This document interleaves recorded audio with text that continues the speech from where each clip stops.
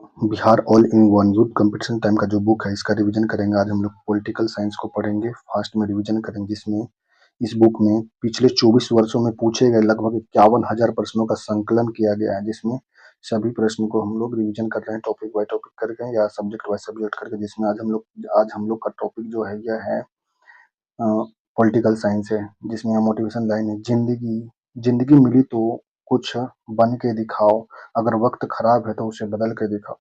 भारतीय संविधान एवं राज्य व्यवस्था में पहला टॉपिक है भारतीय संविधान का विकास एवं संविधान सभा, जिसमें पहला प्रश्न है वर्ष 1946 में बनी अंतरिम सरकार में डॉक्टर राजेंद्र प्रसाद के पास कौन सा विभाग था। इसका आंसर तो नहीं, लेकिन हमको मालूम है इसका आंसर होगा कृषि और खाद्य विकास।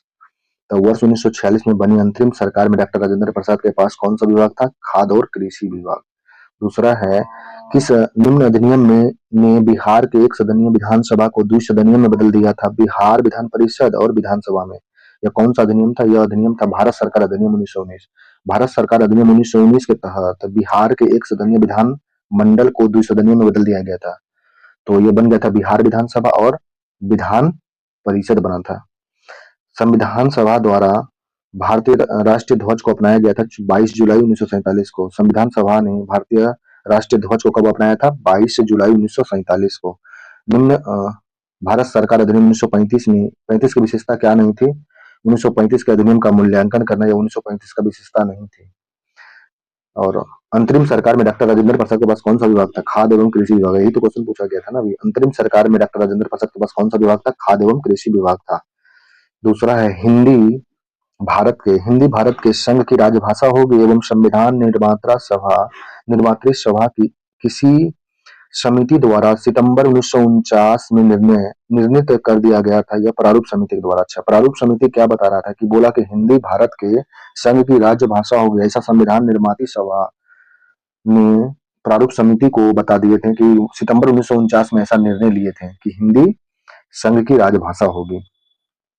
भारतीय संविधान को बनाने में समय लगा था 2 वर्ष 11 महीना 18 दिन। डॉक्टर राजेंद्र प्रसाद को संविधान सभा सभापति चुना गया था दिसंबर 46 को।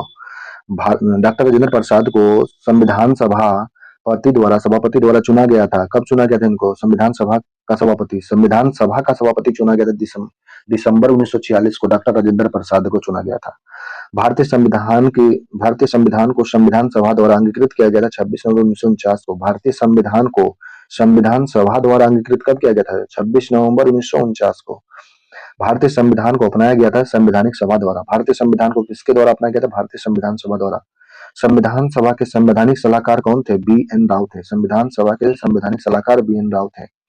भारतीय संविधान लागू हुआ था 26 जनवरी 1950 को। भारतीय संविधान लागू कब हुआ था, 26 जनवरी 1950 को। संविधान सभा की प्रथम बैठक जो हुई थी कब हुआ था, 9 दिसंबर 1946 को। संविधान सभा की पहला बैठक जो हुआ था कब हुआ था, 9 दिसंबर 1946 को हुआ था।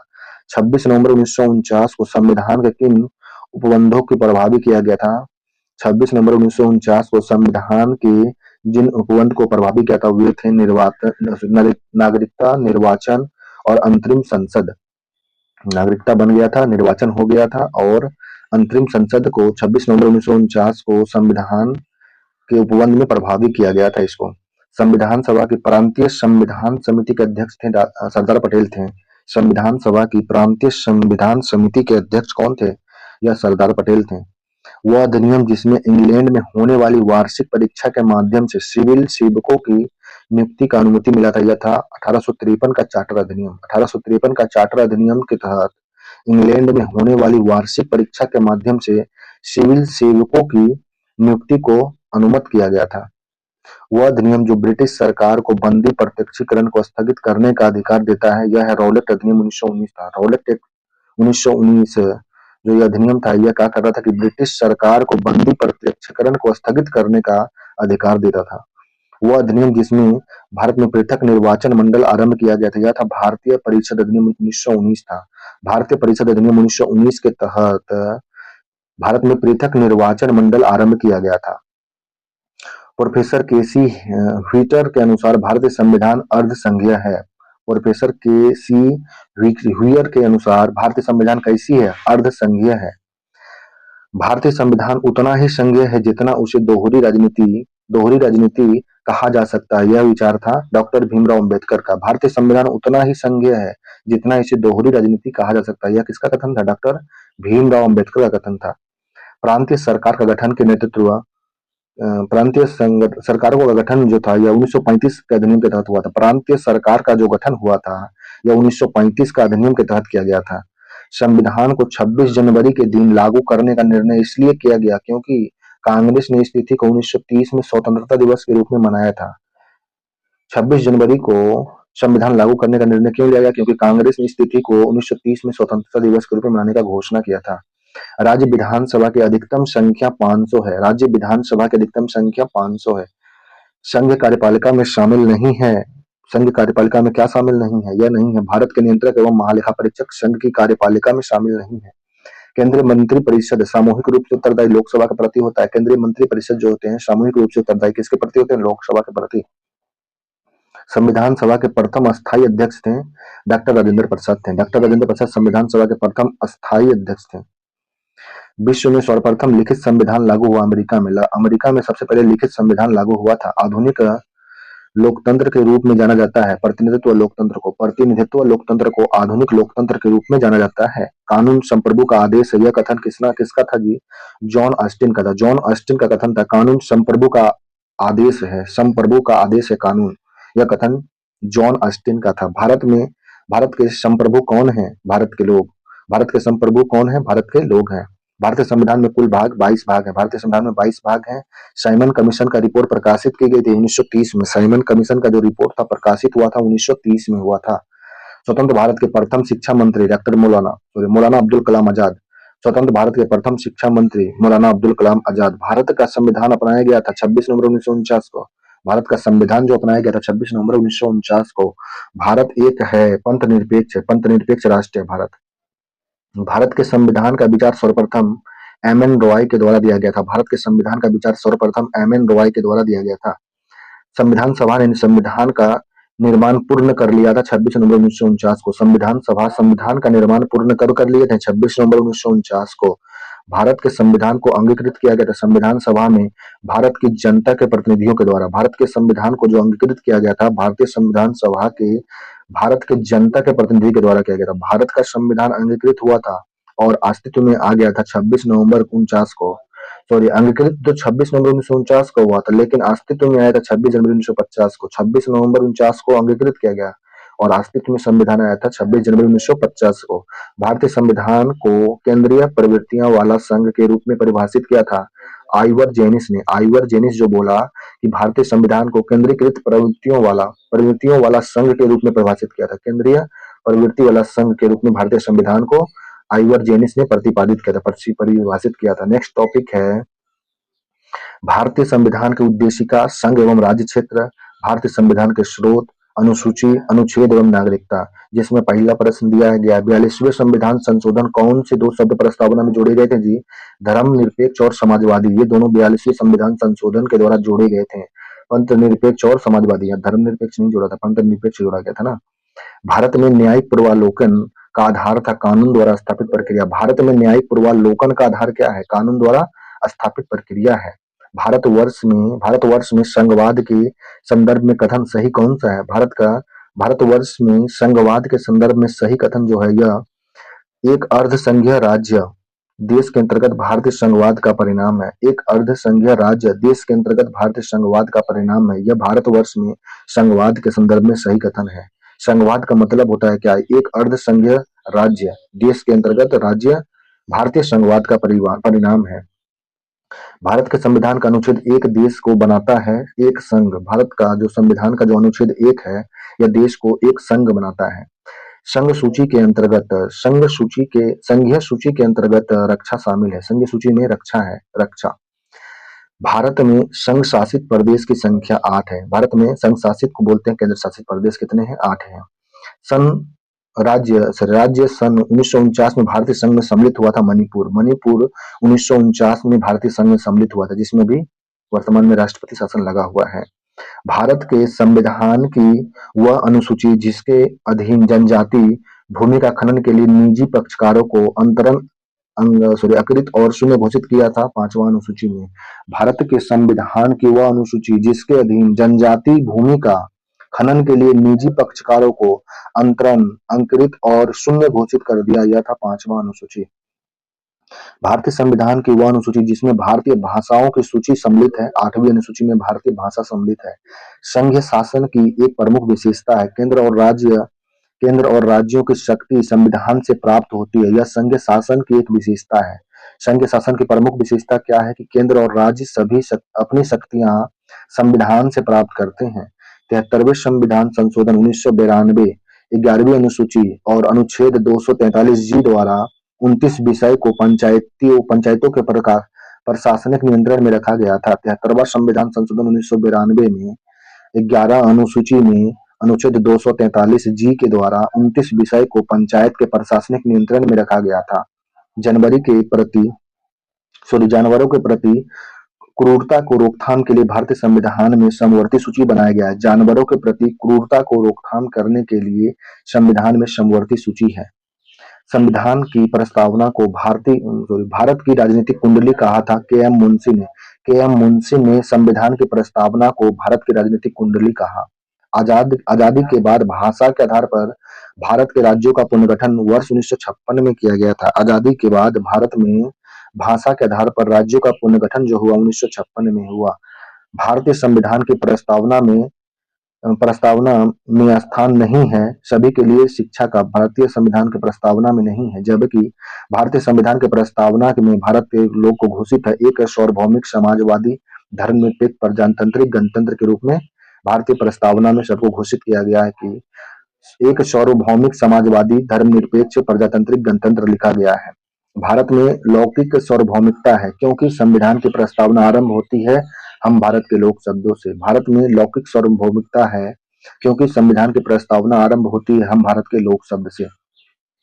भारतीय संविधान की प्रस्तावना में समाजवादी शब्द 42वां संविधान संशोधन द्वारा जोड़ा गया था। भारतीय संविधान की प्रस्तावना में समाजवादी शब्द जोड़ा गया 42वां संविधान संशोधन के द्वारा। भारतीय संविधान की प्रस्तावना में संशोधन द्वारा समाजवादी एवं धर्मनिरपेक्ष शब्द जोड़े गए थे 42वें संविधान द्वारा। भारतीय संविधान की प्रस्तावना में 42वां संविधान संशोधन द्वारा क्या जोड़ा गया था? समाजवादी और धर्मनिरपेक्ष जोड़ा गया था शब्द। भारत के संविधान की प्रस्तावना में पहले मुख्य रूप से सम्मिलित नहीं था समाजवादी और धर्मनिरपेक्ष। वह संशोधन जिसमें समाजवाद, धर्मनिरपेक्ष और राष्ट्रीय अखंडता एवं एकता का एक भारतीय संविधान में जोड़े गए थे, यह था 42वां संविधान संशोधन। वह संशोधन जिसमें समाजवादी, धर्मनिरपेक्ष और राष्ट्र की एकता और अखंडता शब्द जोड़े गए थे, यह था 42वां संविधान संशोधन।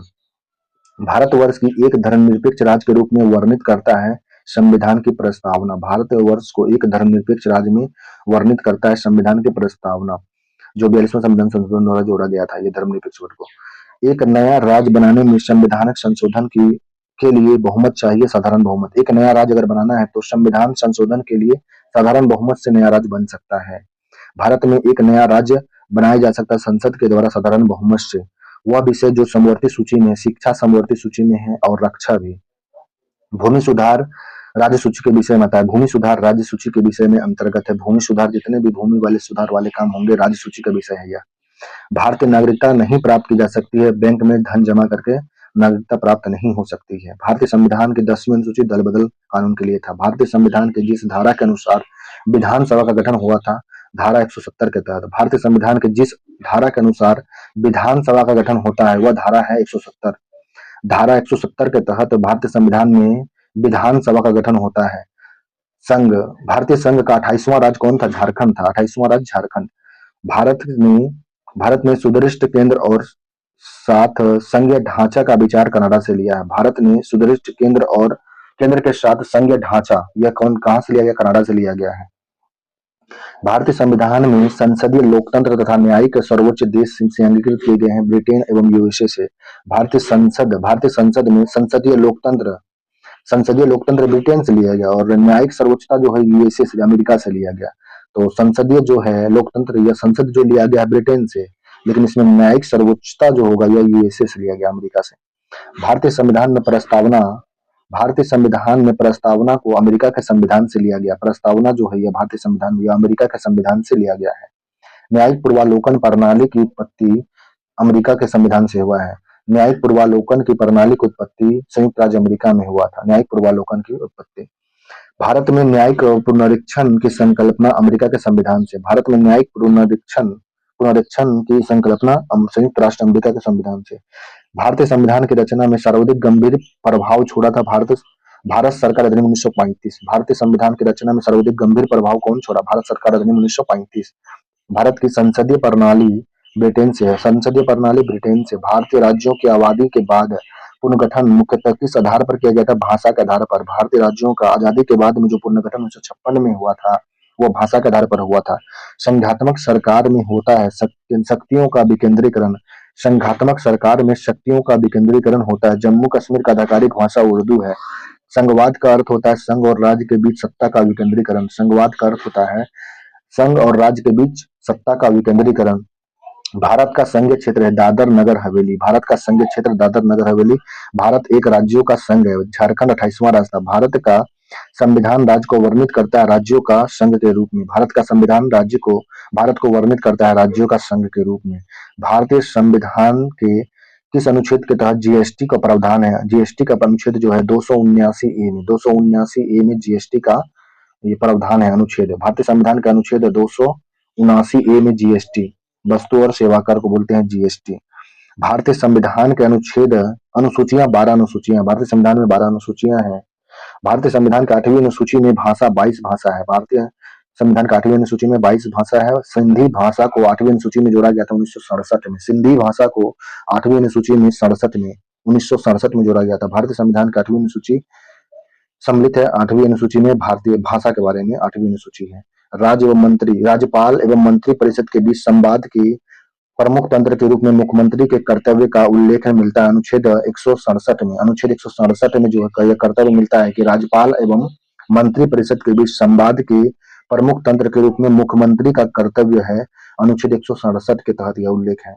भारत के संविधान का अनुच्छेद 157 संबंधित है राज्यपाल के रूप में नियुक्ति के लिए योग्यता।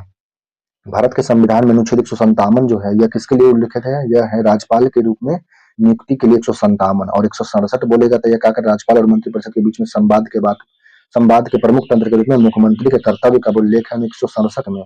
और भारत के संविधान का अनुच्छेद 157 में राज्यपाल के नियुक्ति के लिए योग्यता। मंत्रिपरिषद के साथ मुख्यमंत्री इनके मुखिया के रूप में राज्यपाल की सहायता एवं सलाह देने का संविधान में प्रावधान 163 में। मंत्रिपरिषद के साथ मुख्यमंत्री इसके मुखिया के रूप में राज्यपाल की सहायता एवं सलाह देने का संविधान में प्रावधान 163 में है। मंत्रिपरिषद के साथ मुख्यमंत्री इनके मुखिया के रूप में राज्यपाल की सहायता एवं सलाह देने का संविधान में प्रावधान 163 है। अनुच्छेद 39 ये प्रावधान करता है समान न्याय तथा निःशुल्क विधि सहायता है। अनुच्छेद 39 ए जो है प्रावधान करता है समान न्याय और निःशुल्क विधि सहायता। यह अनुच्छेद 39 ए में है। भारत के संविधान का राष्ट्रपति या उपराष्ट्रपति के चुनाव से संबंधित शंकाओं को विवाद का निर्धारण संबंधित अनुच्छेद 71 में है। भारत के संविधान का अनुच्छेद 71 जो है यह राष्ट्रपति या उपराष्ट्रपति के चुनाव से संबंधित शंकाओं और विवाद को निर्धारण से संबंधित अनुच्छेद 71 है।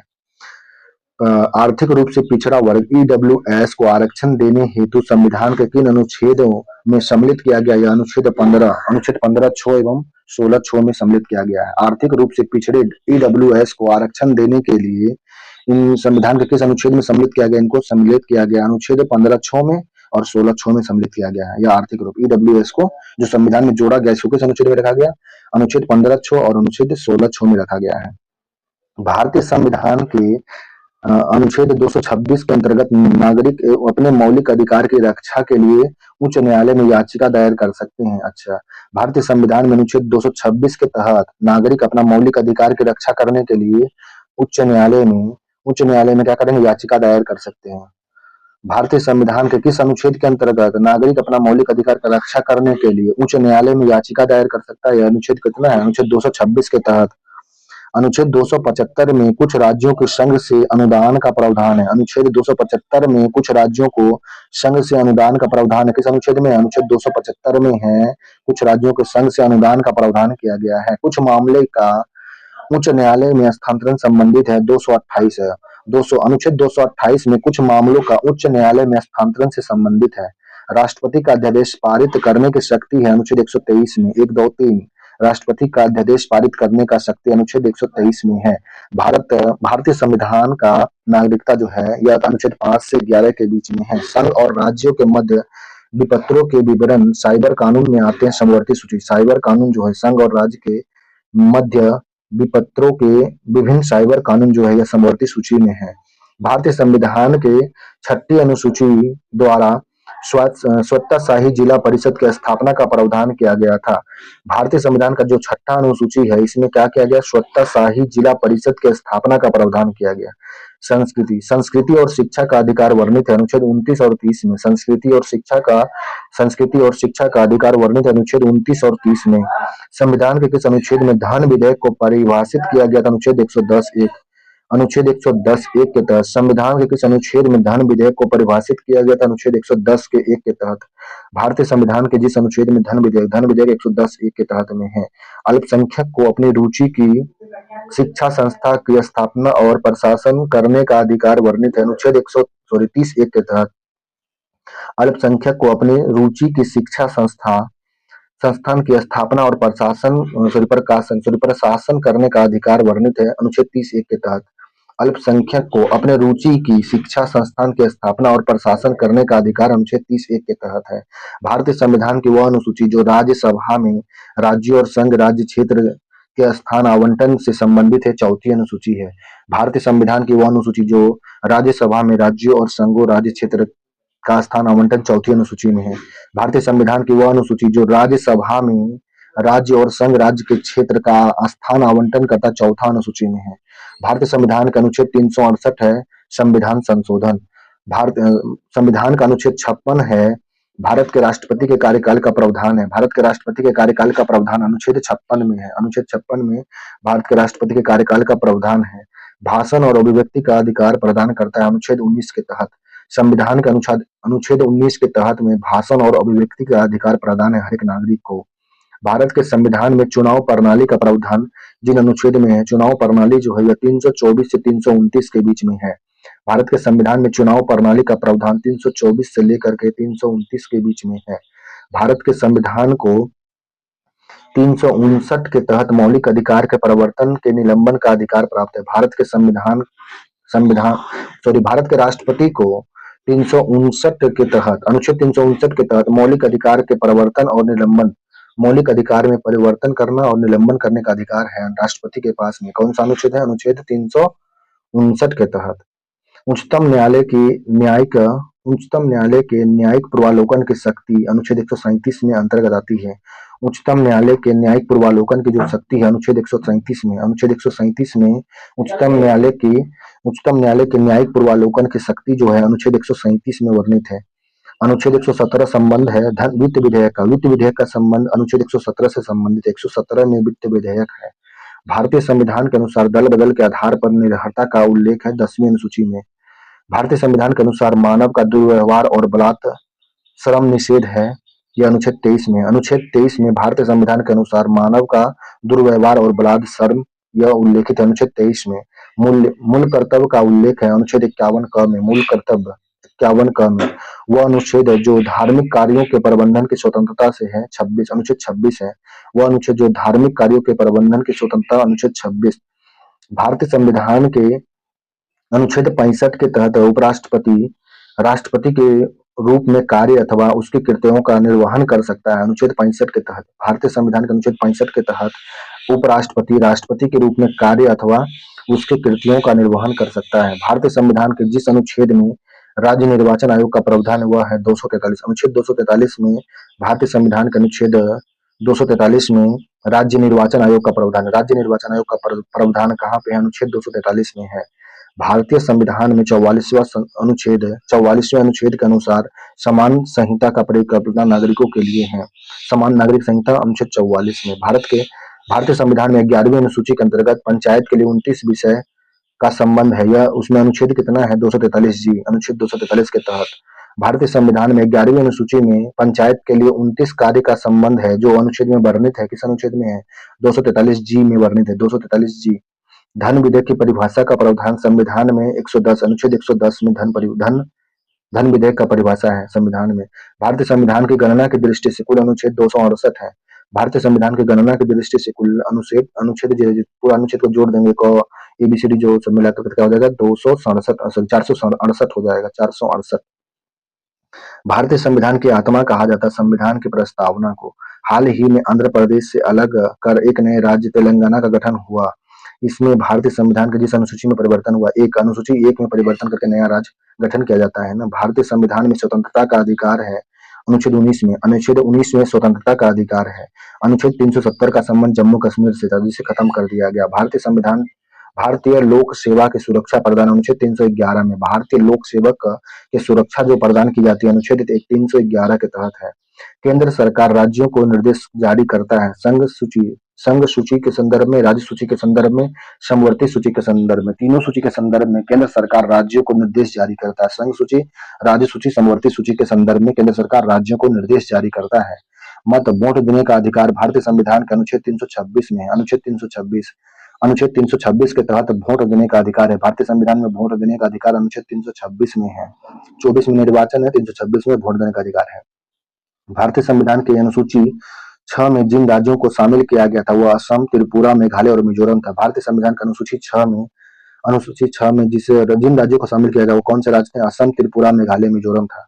पंचायतों को सुपुर्द विषयों की सूची है 11वीं अनुसूची में। पंचायतों के लिए विषय की सूची जो है 11वीं अनुसूची में है। हमारे संविधान के किस अनुच्छेद में पर्यावरण का संरक्षण और वर्धन संबंधित अनुच्छेद 48 क में संविधान में जो है अनुच्छेद 48 क में जो बताया गया है कि पर्यावरण का संरक्षण तथा संवर्धन उपबंध है। भारतीय संविधान में सार्वजनिक वयस्क मताधिकार अनुच्छेद 326 में। संविधान के प्रारूप समिति के अध्यक्ष डॉक्टर भीमराव अम्बेडकर को अनुच्छेद 32 संविधान का हृदय और आत्मा कहा। संविधान के प्रारूप समिति के अध्यक्ष भीमराव अम्बेडकर ने अनुच्छेद 32 को संविधान का हृदय और आत्मा कहा। अनुच्छेद 32 को सर्वोच्च न्यायालय को संविधान के जिस अनुच्छेद समूह से न्यायिक पूर्वालोकन की शक्ति प्रदान होती है अनुच्छेद 13, अनुच्छेद 251, अनुच्छेद 254 के तहत अनुच्छेद 13, अनुच्छेद 251, अनुच्छेद 254 के तहत सर्वोच्च न्यायालय को संविधान के इन सभी के अनुच्छेद समूह से न्यायिक पूर्वालोकन की शक्ति प्राप्त होती है। न्यायिक पूर्वालोकन की शक्ति सर्वोच्च न्यायालय को किससे प्राप्त होती है? एससी सुप्रीम कोर्ट को। यह अनुच्छेद 13 है, 251 है और 254 है। अनुच्छेद 19 के अंतर्गत स्वतंत्रता का अधिकार नहीं है, व्यक्तिगत स्वतंत्रता का अधिकार या स्वतंत्रता का अधिकार नहीं है, जबकि भारत एक है धर्मनिरपेक्ष राष्ट्र के रूप में 42वां संविधान संशोधन में जोड़ा गया था। शब्द सोशलिस्ट भारतीय संविधान की प्रस्तावना में जोड़ा गया शब्द उद्देश्य था आर्थिक व राजनीतिक स्थिति में असमानता को समाप्त करना। शब्द जो था सोशलिस्ट शब्द जो समाजवादी शब्द जो जोड़ा गया है संविधान के प्रस्तावना में उसका उद्देश्य क्या है? इसका उद्देश्य है आर्थिक और राजनीतिक स्थिति में असमानता को समाप्त करना। आर्थिक मतलब पैसा और पैसा में हो गया और राजनीतिक मतलब कोई पोस्ट पद में, इस सभी को समानता करना उसको बोलते हैं समाजवाद बोलते हैं। भारतीय संविधान की उद्देशिका में न्यायिक शब्द के लिए जिस रूप में उल्लेख नहीं है कानूनी रूप में न्यायिक नहीं है। भारत सरकार द्वारा दोहरी नागरिकता स्वीकृत की गई है 2005 में भारत सरकार द्वारा दोहरी नागरिकता स्वीकृत की गई 2005 ईस्वी में। कोई व्यक्ति भारतीय नागरिक नहीं होगा या यदि वह स्वेच्छा से दूसरे देश की नागरिकता ग्रहण कर चुका तो वह भारत का नागरिक नहीं होगा। भारत में नागरिकता संबंधी विधान बनाने का अधिकार संसद के पास है। भारत में नागरिकता संबंधी विधान बनाने का अधिकार यह संसद के पास में है। नेक्स्ट टॉपिक है मूल अधिकार, राज्य के नीति निदेशक तत्व और मूल कर्तव्य, जिसमें पहला प्रश्न दिया गया है कि एक ब्रिटिश नागरिक जो कि भारत में रह रहा है किस अधिकार की मांग नहीं कर सकता है? यह व्यापार और व्यवसाय की स्वतंत्रता।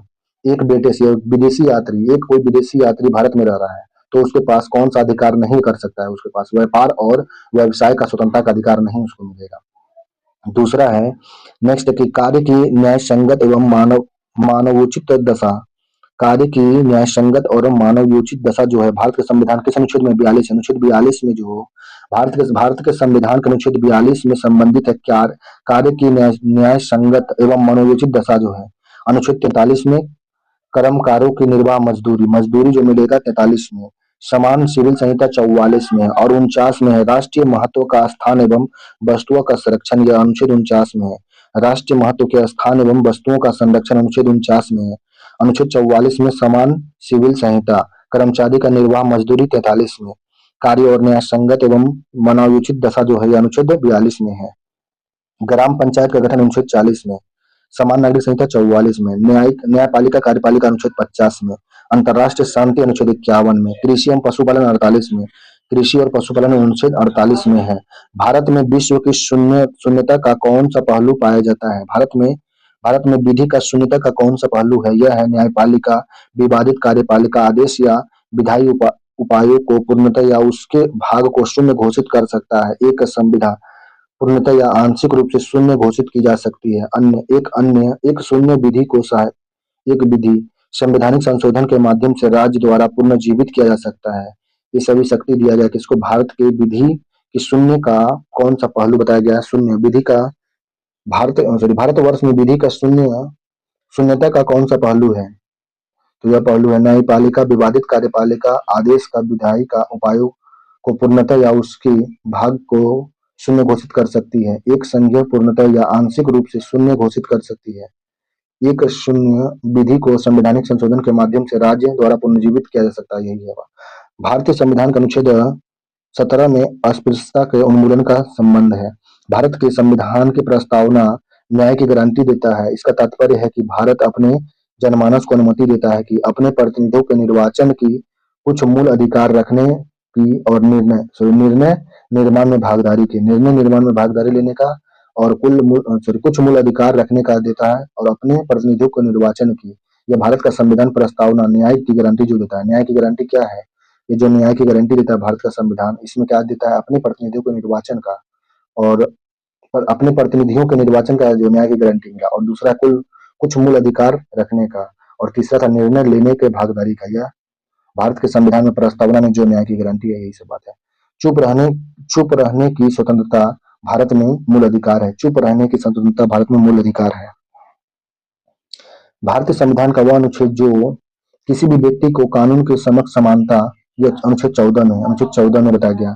संवैधानिक उपचार के अधिकार है अनुच्छेद 32 में। संवैधानिक अनुच्छेद का उपचार जो है अनुच्छेद 32 में। संवैधानिक उपचारों के अधिकार का उल्लेख अनुच्छेद 32 में, जिसे भीमराव अम्बेडकर ने हृदय आत्मा बताए थे अनुच्छेद 32 को। भारतीय नागरिकों के मौलिक अधिकार सम्मिलित हैं संविधान के भाग 3 में। मौलिक अधिकार जो है भाग 3 में है। वह संशोधन जिसके तहत मौलिक कर्तव्य को संविधान में सम्मिलित किया गया, 42वां संविधान संशोधन। मौलिक कर्तव्य को 42वां संविधान संशोधन द्वारा सम्मिलित किया गया था। अनुच्छेद 48 में क्या है? कृषि और पशुपालन है। अनुच्छेद 48 में कृषि और पशुपालन है। अनुच्छेद 50 में न्यायपालिका कार्यपालिका का प्रतिक्रमण। 49 में राष्ट्रीय महत्व के स्मारक और उसके स्थान वस्तु का संरक्षण करना। राष्ट्रीय महत्व के स्मारकों और स्थान और वस्तु का संरक्षण अनुच्छेद 49 में। अनुच्छेद 40 में ग्राम पंचायत है। 45 में क्या है? 6 वर्ष से कम आयु के बच्चों को शिक्षा और देखभाल करना।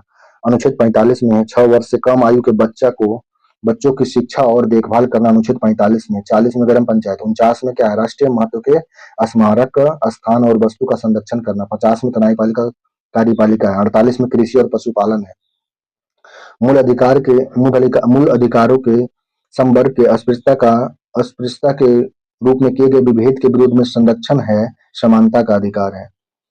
वर्तमान समय में एक मूल अधिकार नहीं है, संपत्ति का अधिकार या नहीं है, कानून अधिकार है। या मौलिक अधिकार में संपत्ति का अधिकार समाप्त कर दिया गया 44वें संविधान संशोधन द्वारा किया गया। संपत्ति का अधिकार को 44वें संविधान संशोधन द्वारा। इंदिरा साहनी बनाम भारत संघ मुकदमा में सर्वोच्च न्यायालय का निर्णय किस विषय में किया गया था? सरकारी नौकरी में अन्य पिछड़ा वर्ग का आरक्षण दिया गया था। सरकारी नौकरी में अन्य पिछड़ा वर्ग का आरक्षण जो दिया गया था, यह इंदिरा साहनी बनाम भारत संघ मुकदमा में सर्वोच्च न्यायालय का निर्णय आया था। सरकारी नौकरी में अन्य पिछड़ा वर्ग का आरक्षण जो दिया गया था, किसमें यह क्या हुआ था?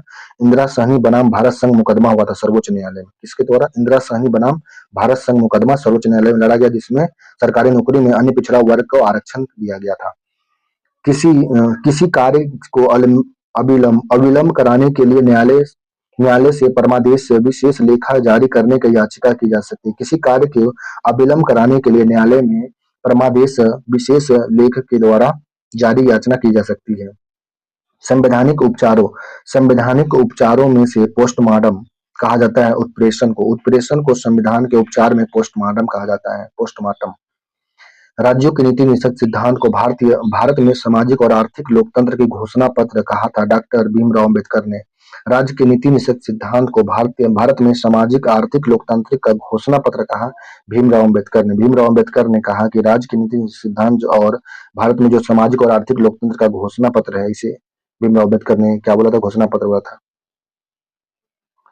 प्रतिषेध रीट जारी नहीं होता है, कार्यकारी निकाय के विरुद्ध नहीं होगा। यह रीट ऑफ को विंटो को दायर की जा सकती है किसी भी निधि व्यक्ति द्वारा, चाहे पीड़ित हो या नहीं। यह रीट ऑफ को विंटो दायर कर सकता है। एबी डाइसी के अनुसार भारत में विधि का शासन निहित है भारत के संविधान का अनुच्छेद 14 में। एबी डाइसी के अनुसार भारत में विधि का शासन निहित है भारत के संविधान का अनुच्छेद 14 में। विधि का नियम कानून का अधिराज्य का मतलब है सभी के लिए एक कानून, सभी के लिए एक न्याय तंत्र। विधि का नियम या कानून का अधिराज्य का मतलब क्या है, सभी के लिए एक कानून और सभी के लिए एक न्याय तंत्र है। विधि का शासन का मतलब होता है कानून की भावना की व्यापकता और मनमानीपन से बचना। विधि का शासन का मतलब क्या होता है, कानून की भावना और व्यापकता और मनमानीपन से बचना। परमादेश की रीट नहीं हो सकती है भारत के राष्ट्रपति के विरुद्ध में, यह परमादेश या मंदमस्त रीट जारी नहीं हो सकता भारत के राष्ट्रपति के विरुद्ध। धर्म की स्वतंत्रता का संविधान, धर्म की स्वतंत्रता का अधिकार या राज्य की सुरक्षा आधार पर प्रतिपादित नहीं किया जा सकता है। विधि सूत्र संबंधित है दोहरे खतरा से। विविध सूत्र संबंधित है दोहरे खतरा से। अनुच्छेद 51A का क्लासेज के जोड़ा गया था 86वां संविधान संशोधन 2002 में। अनुच्छेद 51A का क्लॉज के जोड़ा गया था 86वां संविधान संशोधन 2002 में। परबंदी प्रत्यक्षीकरण संबंधित है विधि व्यवस्था से। बंदी प्रत्यक्षीकरण संबंधित है विधि व्यवस्था से। किसी व्यक्ति को अवैध हिरासत के खिलाफ रीट लागू होती है बंदी प्रत्यक्षीकरण। किसी व्यक्ति के अवैध हिरासत के खिलाफ जो रीट जारी होता है वह क्या होता है, बंदी प्रत्यक्षीकरण होता है। नागरिक अधिकार लागू करने के लिए जाना जाता है सर्वोच्च न्यायालय के पास। क्या बोलते हैं, सर्वोच्च न्यायालय के पास में नागरिक अधिकार लागू करने के लिए जाना जाता है सर्वोच्च न्यायालय। संविधान द्वारा मौलिक अधिकार को लागू करने की शक्ति यह था सर्वोच्च न्यायालय एवं उच्च न्यायालय के पास में। संविधान द्वारा मौलिक अधिकार को लागू करने की शक्ति है सर्वोच्च न्यायालय और उच्च न्यायालय के पास में। भारतीय संविधान के भाग 4 में निर्देशित सिद्धांत संबंधित है समान कार्य के लिए समान वेतन, समान नागरिक संहिता। भारतीय संविधान के भाग 4 में निर्देशित सिद्धांत क्या है, समान कार्य के लिए समान वेतन और समान नागरिक संहिता। वे मौलिक अधिकार जो भारतीय नागरिक को प्राप्त हैं परंतु गैर नागरिक को नहीं, वह है भाषण अभिव्यक्ति की स्वतंत्रता, अल्पसंख्यक के अधिकार। ये मौलिक अधिकार भारतीय नागरिक को प्राप्त है, गैर नागरिक को नहीं है। भाषण अभिव्यक्ति की स्वतंत्रता, अल्पसंख्यक के अधिकार। भारतीय संविधान द्वारा प्रदत्त अधिकार गैर नागरिकों को भी उपलब्ध है। संवैधानिक निराकार का अधिकार भारतीय संविधान का जो प्रदत्त अधिकार है यह गैर नागरिक को भी उपलब्ध है। उच्चतम न्यायालय की व्यवस्था के अनुसार निजी भवन के ऊपर झंडा फहराना यह किस अनुच्छेद के तहत, अनुच्छेद 19A के तहत में। अनुच्छेद 19A के तहत में उच्च न्यायालय के व्यवस्था के अनुसार निजी भवन के ऊपर में राष्ट्रीय झंडा फहराने के तहत नागरिक का मौलिक अधिकार संविधान का अनुच्छेद 19 सब-1 सब-A के तहत है। वह मानव अधिकार जो भारतीय संविधान के अंतर्गत मौलिक अधिकार भी है, शिक्षा का अधिकार मौलिक अधिकार है, राइट टू एजुकेशन है। भारत के संविधान का वह अनुच्छेद जो प्रेस का स्वतंत्रता अनुच्छेद 19 में, प्रेस का स्वतंत्रता अनुच्छेद 19 में है। भारत में मौलिक कर्तव्य हमारी मिली-जुली संस्कृति को समृद्ध विरासत को संरक्षित करना व महत्व प्रदान करना, यह भारत का मौलिक कर्तव्य है। हमारे मिली-जुली संस्कृति के समृद्ध विरासत को संरक्षित करना और महत्व को प्रदान करना होता है। मौलिक कर्तव्य को निर्धारित किया गया था 42वें संविधान संशोधन द्वारा। 42वें संविधान संशोधन अधिनियम 1976 के द्वारा भारतीय संविधान में एक नया शब्द मौलिक कर्तव्य जोड़ा गया था। 42वें संविधान संशोधन में 42वां में मौलिक कर्तव्य जोड़ा गया था। 42वें संविधान संशोधन में 10 आधार आदेशक नाम से मौलिक कर्तव्य जोड़ा गया था। 10वां पंचायती राज प्रणाली की व्यवस्था की गई। राज्य के सिद्धांत के अंतर्गत पंचायती राज किया गया है। भारतीय संविधान के अनुच्छेद के अंतर्गत नागरिकों को मौलिक अधिकार प्रदान किया गया। अनुच्छेद 12 और 35 में 12 से 35 के बीच में मौलिक अधिकार है, मूलभूत अधिकार नहीं है। संपत्ति का अधिकार राज्य के सिद्धांत प्रकार मौलिक अधिकार से भिन्न है। निर्देश परिवर्तनीय नहीं है, जबकि अधिकार परिवर्तनीय है। राज्य का कल्याणकारी राज्य के आदर्श वर्णित है। राज्य के निषेध सिद्धांत में कल्याणकारी नीति निषेध सिद्धांत में संवैधानिक उपचार का अधिकार मौलिक अधिकार के अंतर्गत है। संवैधानिक उपचार का अधिकार मौलिक अधिकार के अंतर्गत है। वो अनुच्छेद जिसको भीमराव अम्बेडकर ने संविधान का हृदय आत्मा अनुच्छेद 32 को, इसी को तो बोलते हैं संवैधानिक उपचार का अधिकार। 32 अनुच्छेद भारत के संविधान के अंतर्गत वो अनुच्छेद जो कारखाना में बच्चों को नियोजन का प्रतिषेध करता है। अनुच्छेद 24 में भारतीय संविधान के अंतर्गत कारखानों में बच्चों को नियोजन से प्रतिषेध करता है।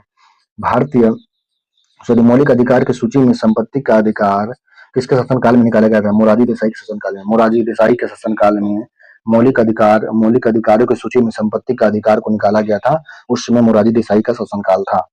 मौलिक अधिकार का मूल सूची में जोड़ा गया था। निःशुल्क एवं अनिवार्य प्रारंभिक शिक्षा का अधिकार मौलिक अधिकार की मूल सूची में जोड़ा गया है। निःशुल्क एवं अनिवार्य प्राथमिक शिक्षा का अधिकार यह मौलिक अधिकार में जोड़ा गया है। अवसर की समानता अनुच्छेद 16 में अवसर की समानता से संबंधित अनुच्छेद 16 है। अनुच्छेद 16 जो है अवसर की समानता से संबंधित है। अनुच्छेद 25 जो है धर्म की स्वतंत्रता, अनुच्छेद 25 में धर्म की स्वतंत्रता है। भारतीय संविधान का वह भाग जो मूल अधिकार भाग 3 में संपत्ति का अधिकार अभी कानून अधिकार है। वह मूल अधिकार जो आपातकाल के समय निलंबित नहीं होगा, जीवन के सुरक्षा का अधिकार।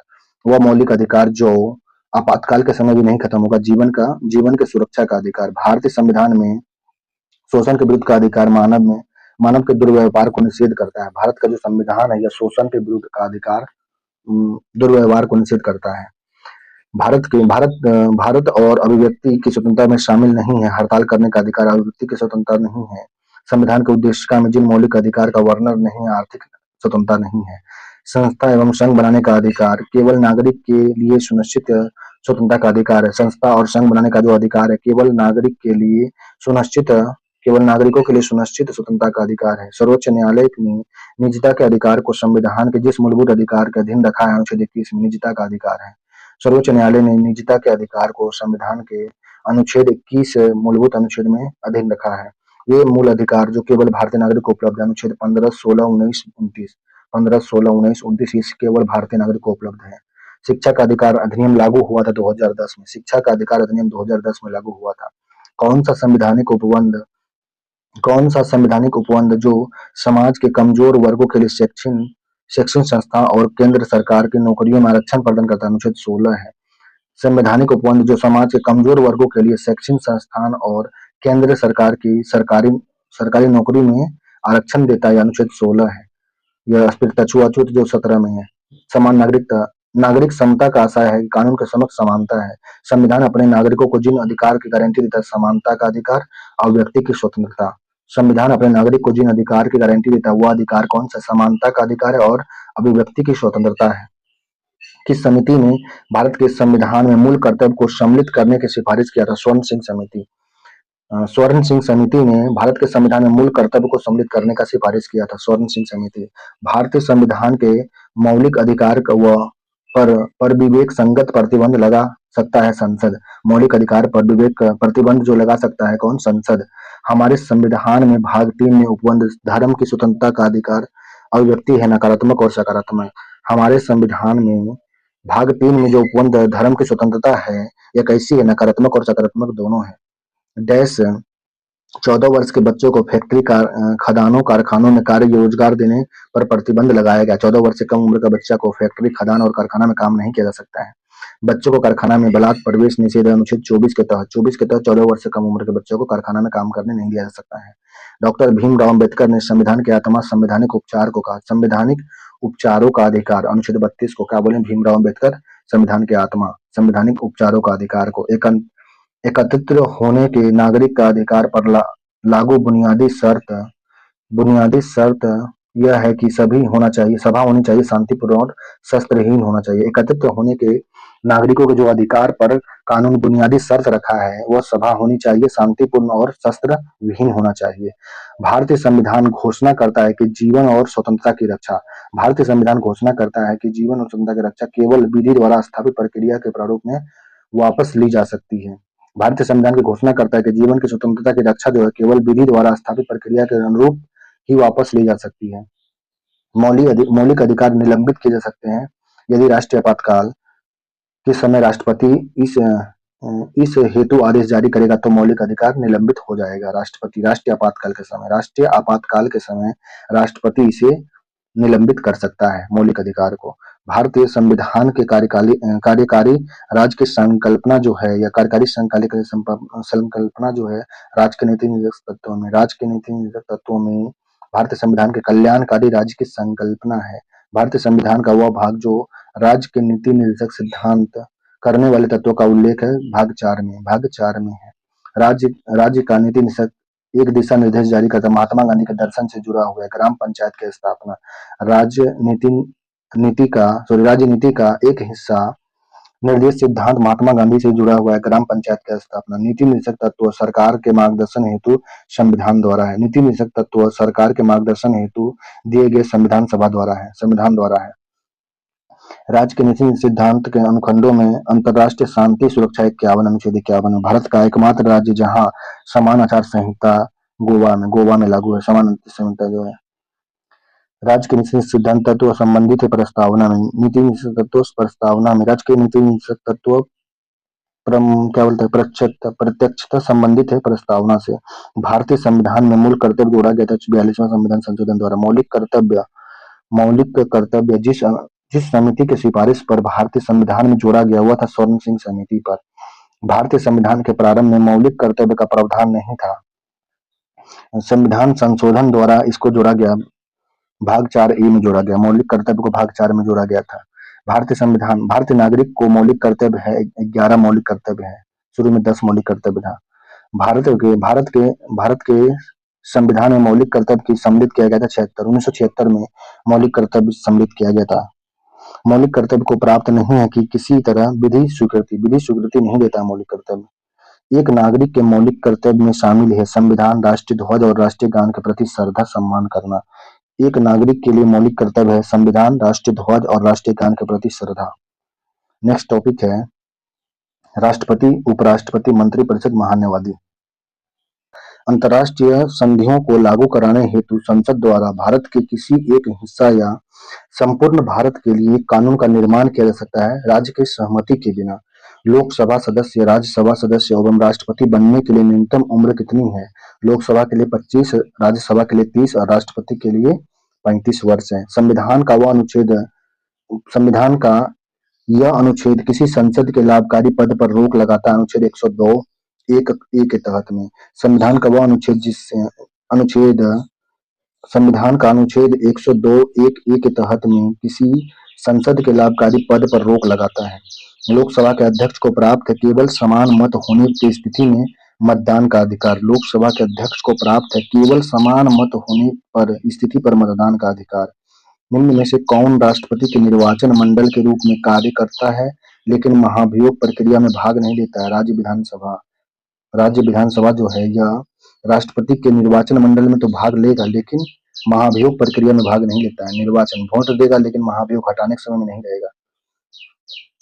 संसद में कटौती प्रस्ताव का उद्देश्य होता है सरकार के बजट प्रस्ताव के खर्चों में कटौती का प्रस्ताव प्रस्तुत करना। यह कटौती प्रस्ताव होता है। संसद में कटौती प्रस्ताव का उद्देश्य क्या होता है? सरकार के बजट प्रस्ताव के खर्चों में कटौती का प्रस्ताव प्रस्तुत करना। जिनकी नियुक्ति राष्ट्रपति द्वारा की जाती है। भारत के मुख्य न्यायाधीश, वायुसेना अध्यक्ष, राज्यपाल की नियुक्ति राष्ट्रपति के द्वारा की जाती है। भारत के मुख्य न्यायाधीश का नियुक्ति राष्ट्रपति के द्वारा, वायुसेना अध्यक्ष का नियुक्ति, राज्यपाल की नियुक्ति राष्ट्रपति के द्वारा की जाती है। भारतीय संविधान का अनुच्छेद 78 राष्ट्रपति को जानकारी देने के लिए प्रधानमंत्री के कर्तव्य से संबंधित है। भारतीय संविधान का अनुच्छेद जो 78 है, भारतीय संविधान का अनुच्छेद 78 जो यह क्या करता है? प्रधानमंत्री के कर्तव्य से संबंधित है।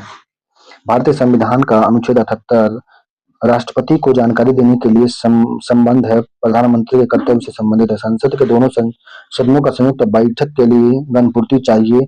दोनों सदनों की कुल सदस्य का 1/10 चाहिए। संसद के दोनों सदनों का संयुक्त बैठक के लिए गणपूर्ति होना चाहिए। संसद सदनों का संख्या 1/10 होना चाहिए। विपक्षी दल के नेता को सदन में विपक्ष नेता के रूप में मान्यता प्राप्त करने के लिए सीट की आवश्यकता होती है। सदन के कुल सदस्य का 10वां भाग। विपक्षी दल के नेता को सदन में विपक्ष के नेता के रूप में मान्यता प्राप्त करने के लिए सीटों की आवश्यकता होती है। सदन की कुल सदस्य संख्या का 1/10वां भाग। 10वां भाग होना चाहिए। संसद के जिस समिति ने अपने कार्यकाल के 100 वर्ष पूरे किए, लोक लेखा समिति था वह। संसद के जिस समिति ने अपने कार्यकाल के 100 वर्ष पूरे किए वह लोक लेखा समिति। रूस में द्यूमा संसद का नाम है। केंद्र सूची के विषय के बारे में सर्वोच्च न्यायालय के क्षेत्राधिकार एवं शक्ति को संसद विस्तृत कर सकता है। केंद्र सूची के विषय पर सर्वोच्च न्यायालय के क्षेत्राधिकार एवं शक्ति को संसद विस्तृत कर सकता है। भारत के संसदीय प्रणाली में शून्यकाल का मतलब है वह ठीक समय जब प्रश्नकाल समाप्त होता है। प्रश्नकाल के बाद शून्यकाल आता है। प्रश्नकाल के ठीक बाद कौन सा समय आता है? शून्यकाल आता है। शून्यकाल की शुरुआत 1962 में हुआ था। भारत की संसद में शामिल लोकसभा, राज्यसभा और राष्ट्रपति होता है। भारत में विधि निर्मात्री सर्वोच्च निकाय क्या संसद होती है? भारत के विधि निर्मात्री सर्वोच्च निकाय संसद है। ब्रिटिश संसद के लिए चुनाव जीतने वाले प्रथम भारतीय दादाभाई नौरोजी थे। ब्रिटिश संसद के लिए चुनाव जीतने वाले पहले भारतीय दादाभाई नौरोजी थे। संसद के जिस सदस्यों को इससे इसे संबंधित करने का अधिकार है, भारत के न्यायाधीशों, भारत के महानुवादी का था। संसद के दो अधिवेशनों के मध्य अधिकतम अनुज्ञा अंतराल अवधि होती है 6 महीने के लिए होती है।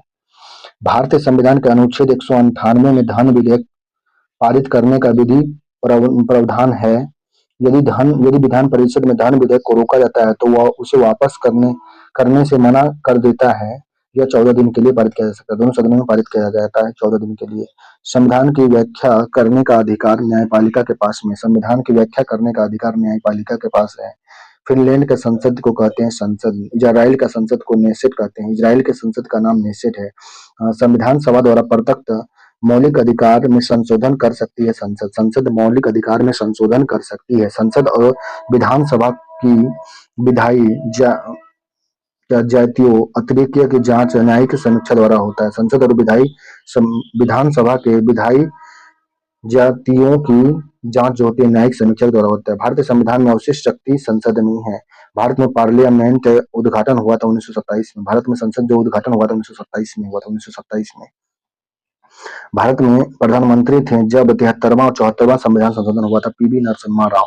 भारत में संविधान संशोधन 73वां संविधान और 74वां संविधान संशोधन अस्तित्व में है, उस समय पीवी नरसिम्हा राव थे। संसद का कार्य क्या होता है? विधि निर्माण करना, वित्तीय मामलों का नियंत्रण करना। संसद का कार्य क्या होता है? विधि निर्माण करना, वित्तीय मामलों का नियंत्रण करना। धन विधेयक को प्रस्तावित किया जा सकता है केवल लोकसभा में धन विधेयक को प्रस्तावित किया जा सकता है। संसद की वह समिति जिसने अपने कार्यकाल में 100 वर्ष पूरे किए, लोक लेखा समिति।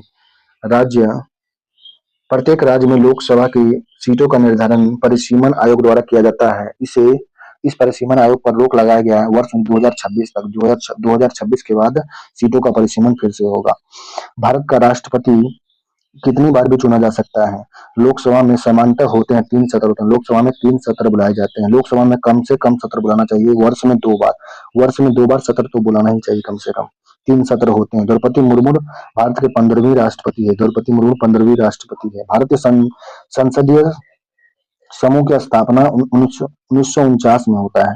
भारतीय संसदीय समूह की स्थापना 1949 में। वह अनुच्छेद जिसके अनुसार संसद की संयुक्त बैठक होती है, अनुच्छेद 108 में है।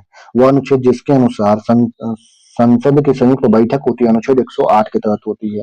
संसद की सबसे बड़ी समिति प्राक्कलन समिति। संसद की सबसे बड़ी समिति प्राक्कलन समिति है। सामान्यतः सभी महत्वपूर्ण निर्णय मंत्रिमंडल द्वारा लिए जाते हैं। स्पीकर पदेन अध्यक्ष होता है कानून समिति का। स्पीकर पदेन अध्यक्ष कानून समिति का होता है। उपराष्ट्रपति का सेवाकाल 5 वर्ष का होता है। उपराष्ट्रपति का सेवाकाल 5 वर्ष का होता है। उपराष्ट्रपति को पदावधि होने से पूर्व उसके पद से हटा सकता है राज्यसभा के सदस्य द्वारा। उपराष्ट्रपति को पदावधि पूर्ण होने से पहले राज्यसभा के सदस्य द्वारा हटाया जा सकता है। राज्यसभा का सदस्य चुने जाने के लिए किसी व्यक्ति की न्यूनतम आयु 30 वर्ष होती है। राष्ट्रपति और मंत्रिमंडल के मध्य की प्रमुख कड़ी प्रधानमंत्री होता है। राष्ट्रपति और मंत्रिमंडल के बीच का कड़ी प्रधानमंत्री है। वह संसदीय समिति जो कार्यपालिका को नियम विनियम बनाने के लिए प्रायोजित शक्ति से संबंधित है, यह है अधीनस्थ विधान विधान परिषद समिति है। वह संसदीय समिति जो कार्यपालिका को नियम विनियम बनाने के लिए प्रत्यायोजित शक्ति है, वह है अधीनस्थ विधान परिषद समिति।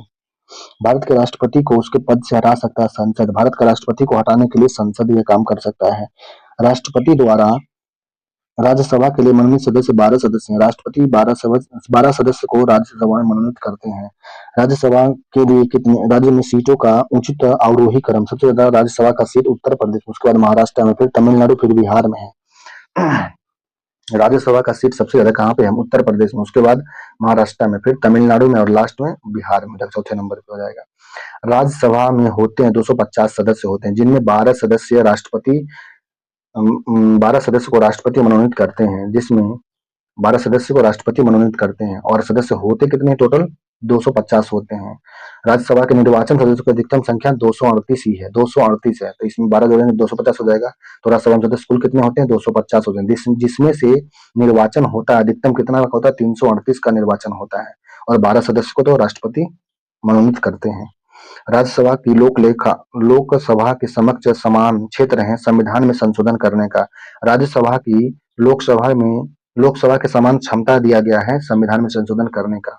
वह प्रधानमंत्री जिसके कार्यकाल के दौरान भारत के संविधान में 9वीं अनुसूची जोड़ा गई थी पुनः स्थापित किया गया था, जवाहरलाल नेहरू के शासनकाल में लोकसभा से क्या बोलते हैं, वो प्रधानमंत्री जिसके काल के दौरान संविधान में 9वीं अनुसूची प्रधानमंत्री कौन था? जवाहरलाल नेहरू के समय में जोड़ा गया था। भारत का महान्यायवादी नियुक्त होता है राष्ट्रपति के द्वारा। भारत का महान्यायवादी को नियुक्ति करते हैं राष्ट्रपति। लोकसभा और विधानसभा के लिए एंग्लो इंडियन के नामांकन के प्रावधान को समाप्त करने के लिए विधेयक की मांग संविधान का 126वां संशोधन में किया गया। 126वां संशोधन में हुआ और यह विधेयक 2019 में, और यह खत्म कब हो गया? 2020 में खत्म हो गया। 104वां संविधान संशोधन के द्वारा यह एंग्लो इंडियन का समाप्त कर दिया गया। भारत के राष्ट्रपति का संवैधानिक विशेषाधिकार नहीं है पुनः विचार के लिए एक वित्तीय विधेयक की वापसी करना, यह नहीं है राष्ट्रपति के पास में। लोकसभा और विधानसभा के लिए एंग्लो इंडियन के नामांकन के प्रावधान को समाप्त करने के लिए विधेयक की मांग जो किया गया था 2019 में आया था। कई था 126वां संशोधन था, 126वां संशोधन हुआ था यह एंग्लो इंडियन को खत्म करने के लिए 126वां संशोधन हुआ था, लेकिन यह 104वां संविधान संशोधन द्वारा खत्म हो गया 2020 में। भारत के राष्ट्रपति का संवैधानिक विशेषाधिकार नहीं है पुनः विचार के लिए एक वित्तीय विधेयक की वापसी। भारत के राष्ट्रपति का संवैधानिक विशेषाधिकार नहीं है पुनः विचार के लिए एक वित्तीय विधेयक की वापसी। लोकसभा सचिवालय के सीधे पर्यवेक्षक में आता है लोकसभा अध्यक्ष। लोकसभा सचिवालय के सीधे पर्यवेक्षक में कौन आता है? लोकसभा अध्यक्ष आता है। भारत के उपराष्ट्रपति का चुनाव होता है संसद के दोनों सदनों का सभी सदस्य चाहे निर्वाचित हो या मनोनीत। भारत के उपराष्ट्रपति का चुनाव जो होता है उसमें कौन कौन भाग लेते हैं? संसद के दोनों सदन के सभी सदस्य भाग लेते हैं, चाहे निर्वाचित हो या मनोनीत हो, सभी उपराष्ट्रपति के चुनाव में भाग लेते हैं, दोनों सदन के। वार्षिक वित्त विवरण एवं वित्त विधेयक को संसद में पेश किया गया था अनुच्छेद 112 के तहत। वार्षिक वित्त विवरण और वित्त विधेयक 110 के तहत। वार्षिक वित्त विवरण 112 है जिसको बजट बोलते हैं, और वित्त विधेयक यह है 110 के तहत पेश किया गया था। भारत के संचित निधि में भुगतान भारतीय संसद देता है। अनुमोदन करने का जो है अधिकार किसके पास है? संसद के पास, भारतीय संसद के पास है। भारत के राष्ट्रपति के चुनाव मंडल में सम्मिलित होते हैं। भारत के राष्ट्रपति के चुनाव में कौन कौन भाग लेते हैं? यह लेते हैं संसद के दोनों सदन के सभी निर्वाचित सदस्य, राज्य विधानसभाओं के सभी निर्वाचित सदस्य, 70वें संविधान संशोधन द्वारा दिल्ली पुडुचेरी विधानसभा के निर्वाचित सदस्य, ये सभी राष्ट्रपति के चुनाव में भाग लेते हैं। राष्ट्रपति के चुनाव में कौन कौन भाग लेते हैं? संसद के दोनों सदनों के सभी निर्वाचित सदस्य एवं राज्य विधानसभा के सभी निर्वाचित सदस्य, और 70वें संविधान संशोधन द्वारा दिल्ली और पुडुचेरी विधानसभा के निर्वाचित सदस्य, ये सभी मिलकर के राष्ट्रपति के चुनाव में भाग लेते हैं। और उपराष्ट्रपति के चुनाव में भाग लेते हैं संसद के दोनों सदनों के सदस्य, जो निर्वाचित हो या मनोनीत हो, सभी भाग लेते हैं। भारत के राष्ट्रपति का चुनाव किया जाता है एकल हस्तांतरीय मत प्रणाली के द्वारा। भारत का राष्ट्रपति का चुनाव जो होता है एकल हस्तांतरीय मत प्रणाली के द्वारा होता है। भारत में धन विधेयक को पारित करता है लोकसभा अध्यक्ष स्पीकर। भारत में धन विधेयक को पारित कराता है लोकसभा अध्यक्ष, पारित करवाता है। भारत में प्रधानमंत्री बनने के लिए 25 वर्ष उम्र चाहिए। भारतीय संविधान का वह अनुच्छेद जो भारत के राष्ट्रपति के महाभियोग प्रक्रिया से संबंधित अनुच्छेद 61 है। भारतीय संविधान का अनुच्छेद जो भारत के राष्ट्रपति के महाभियोग की प्रक्रिया अनुच्छेद 61 है। अनुच्छेद 61 महाभियोग का प्रक्रिया देता है राष्ट्रपति का। गैर धन विधेयक पर भारत के राष्ट्रपति अपने विशेषाधिकार का प्रयोग कर सकते हैं। गैर धन विधेयक पर भारत का राष्ट्रपति अपना विशेषाधिकार प्रयोग कर सकते हैं। संसद के संयुक्त सत्र अध्यक्षता कौन करता है? लोकसभा अध्यक्ष। बुलाता कौन? राष्ट्रपति है। संविधान द्वारा केंद्र सरकार की कार्यकारी शक्ति निहित होती है राष्ट्रपति में। संविधान द्वारा केंद्रीय सरकार की कार्यकारी शक्ति निहित होती है राष्ट्रपति में। भारतीय शासन व्यवस्था में कार्यपालिका विधायिका के अधीन रहकर कार्य करती है। भारतीय शासन व्यवस्था में कार्यपालिका जो होती है विधायिका के अधीन रहकर कार्य करती है। भारत के राष्ट्रपति के अध्यादेश जारी करने की शक्ति विधायी शक्ति है। भारत के राष्ट्रपति के अध्यादेश जारी करने की शक्ति एक विधायी शक्ति है। संसद की राज्य सूची में किसी मामले के संबंध में कानून बनाने की शक्ति राष्ट्रीय हित में बशर्ते यह हो राष्ट्रीय हित में होना चाहिए। संसद की राज्य सूची में किसी मामले का जो संबंधित कानून बनेगा वह किसमें होना चाहिए? राष्ट्रीय हित में होना चाहिए। लोकसभा लोकसभा का सदस्य चुनने जाने के लिए एक व्यक्ति की आयु 25 वर्ष होनी चाहिए। संसद का हिस्सा राष्ट्रपति संसद का हिस्सा होते हैं। संसद का हिस्सा होते हैं राष्ट्रपति। भारत का महान्यायवादी जिसके द्वारा नियुक्त किया जाता है वह है भारत के राष्ट्रपति। भारत के राष्ट्रपति के द्वारा भारत का महान्यायवादी को नियुक्ति की जाती है। भारत सरकार के कानूनी विषय का परामर्श देता है अटॉर्नी जनरल देता है।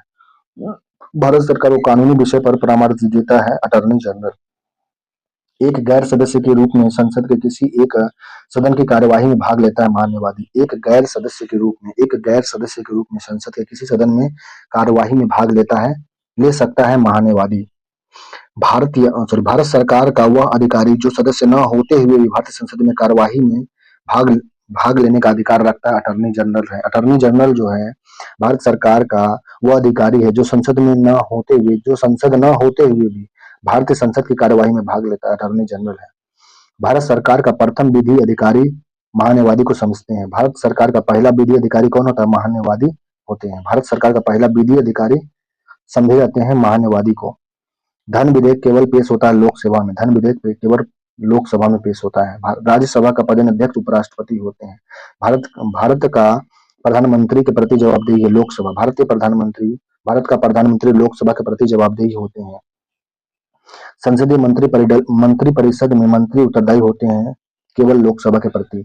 संसदीय मंत्री परिषद के मंत्री केवल लोकसभा के प्रति उत्तरदायी होते हैं। भारतीय सर्वोच्च न्यायालय में न्यायाधीशों की नियुक्ति राष्ट्रपति करते हैं। भारतीय सर्वोच्च न्यायालय में न्यायाधीशों की नियुक्ति कराता है राष्ट्रपति। भारतीय राष्ट्रपति अपना शक्ति का प्रयोग करते हैं सीधे अथवा अपने अधीनस्थ अधिकारियों के द्वारा। भारत का जो राष्ट्रपति अपना शक्ति का प्रयोग जो करते हैं सीधे अथवा अपने अधीनस्थ अधिकारी के द्वारा करते हैं। एक एमपी की सीट को रिक्त घोषित किया जा सकता है यदि वह सदन में से लगातार 60 दिन तक अवधि में अनुपस्थित रहेगा तो उसका सीट खत्म कर दी जाएगी।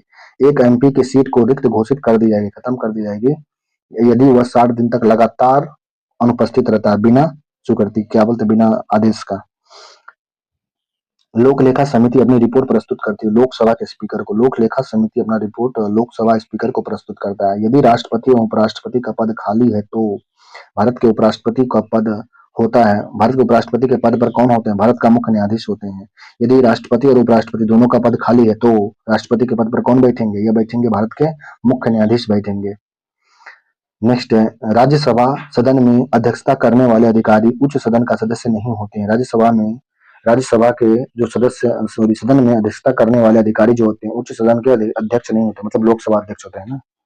नेक्स्ट है हमारे संविधान के अनुसार राज्यसभा का कार्यकाल समाप्त होने का विषय नहीं है। हमारे संविधान के अनुसार राज्यसभा का कार्यकाल समाप्त होने का विषय नहीं है। राज्यसभा के सदस्य चुने जाते हैं। कितने सदस्य चुने जाते हैं? 6 वर्ष के लिए। राज्यसभा के लिए 6 वर्ष के लिए सदस्य चुने जाते हैं। भारत के प्रधानमंत्री मुखिया है केंद्र सरकार का मुखिया प्रधानमंत्री होता है। वित्त बिल के लिए भारत के राष्ट्रपति की स्वीकृति आवश्यक होती है। भारत के राष्ट्रपति का स्वीकृति वित्त बिल के लिए आवश्यक होता है। लोकसभा में आंग्ल भारतीय समुदाय को मनोनीत करने का शक्ति भारत के राष्ट्रपति के पास है। लोकसभा में आंग्ल भारतीय समुदाय को मनोनीत करने का शक्ति भारत के राष्ट्रपति के पास में है। भारत के कार्यपालिका अध्यक्ष जो होते हैं या राष्ट्रपति होते हैं। भारत के कार्यपालिका का अध्यक्ष राष्ट्रपति होते हैं। भारतीय संविधान ने केंद्र सरकार की अधिशासी शक्तियों को निहित करता है भारत के राष्ट्रपति में। भारतीय संविधान ने केंद्र सरकार की अधिशासी शक्ति को निहित करता है भारत के राष्ट्रपति में। लोकसभा की कार्यकाल पूरा होने से पहले भंग किया जा सकता है प्रधानमंत्री की सिफारिश पर राष्ट्रपति के द्वारा। लोकसभा को कार्यकाल पूरा होने से पहले भंग किया जा सकता है प्रधानमंत्री की सिफारिश पर राष्ट्रपति करता है। भारत भारत के राष्ट्रपति को यह अधिकार नहीं प्राप्त नहीं है उच्चतम न्यायालय के न्यायाधीश को हटाने का। भारत के राष्ट्रपति को अधिकार नहीं उच्चतम न्यायालय के न्यायाधीश को हटाने का, लेकिन इसका चुनाव करवाने का अधिकार है, लेकिन हटा नहीं सकता है।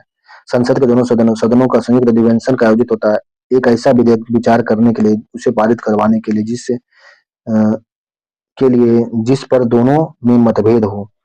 संसद के दोनों सदनों का संयुक्त अधिवेशन का आयोजन क्यों होता है? जब एक ऐसा विधेयक हो विचार करने और प्रेरित करने के लिए, पारित करने के लिए, जिसके लिए दोनों सदनों में मतभेद होता है, इसलिए उसको क्या करते हैं, संयुक्त अधिवेशन बुलाया जाता है। जब दोनों सदनों में मतभेद होगा तो संयुक्त अधिवेशन बुला करके उसको पारित किया जाएगा।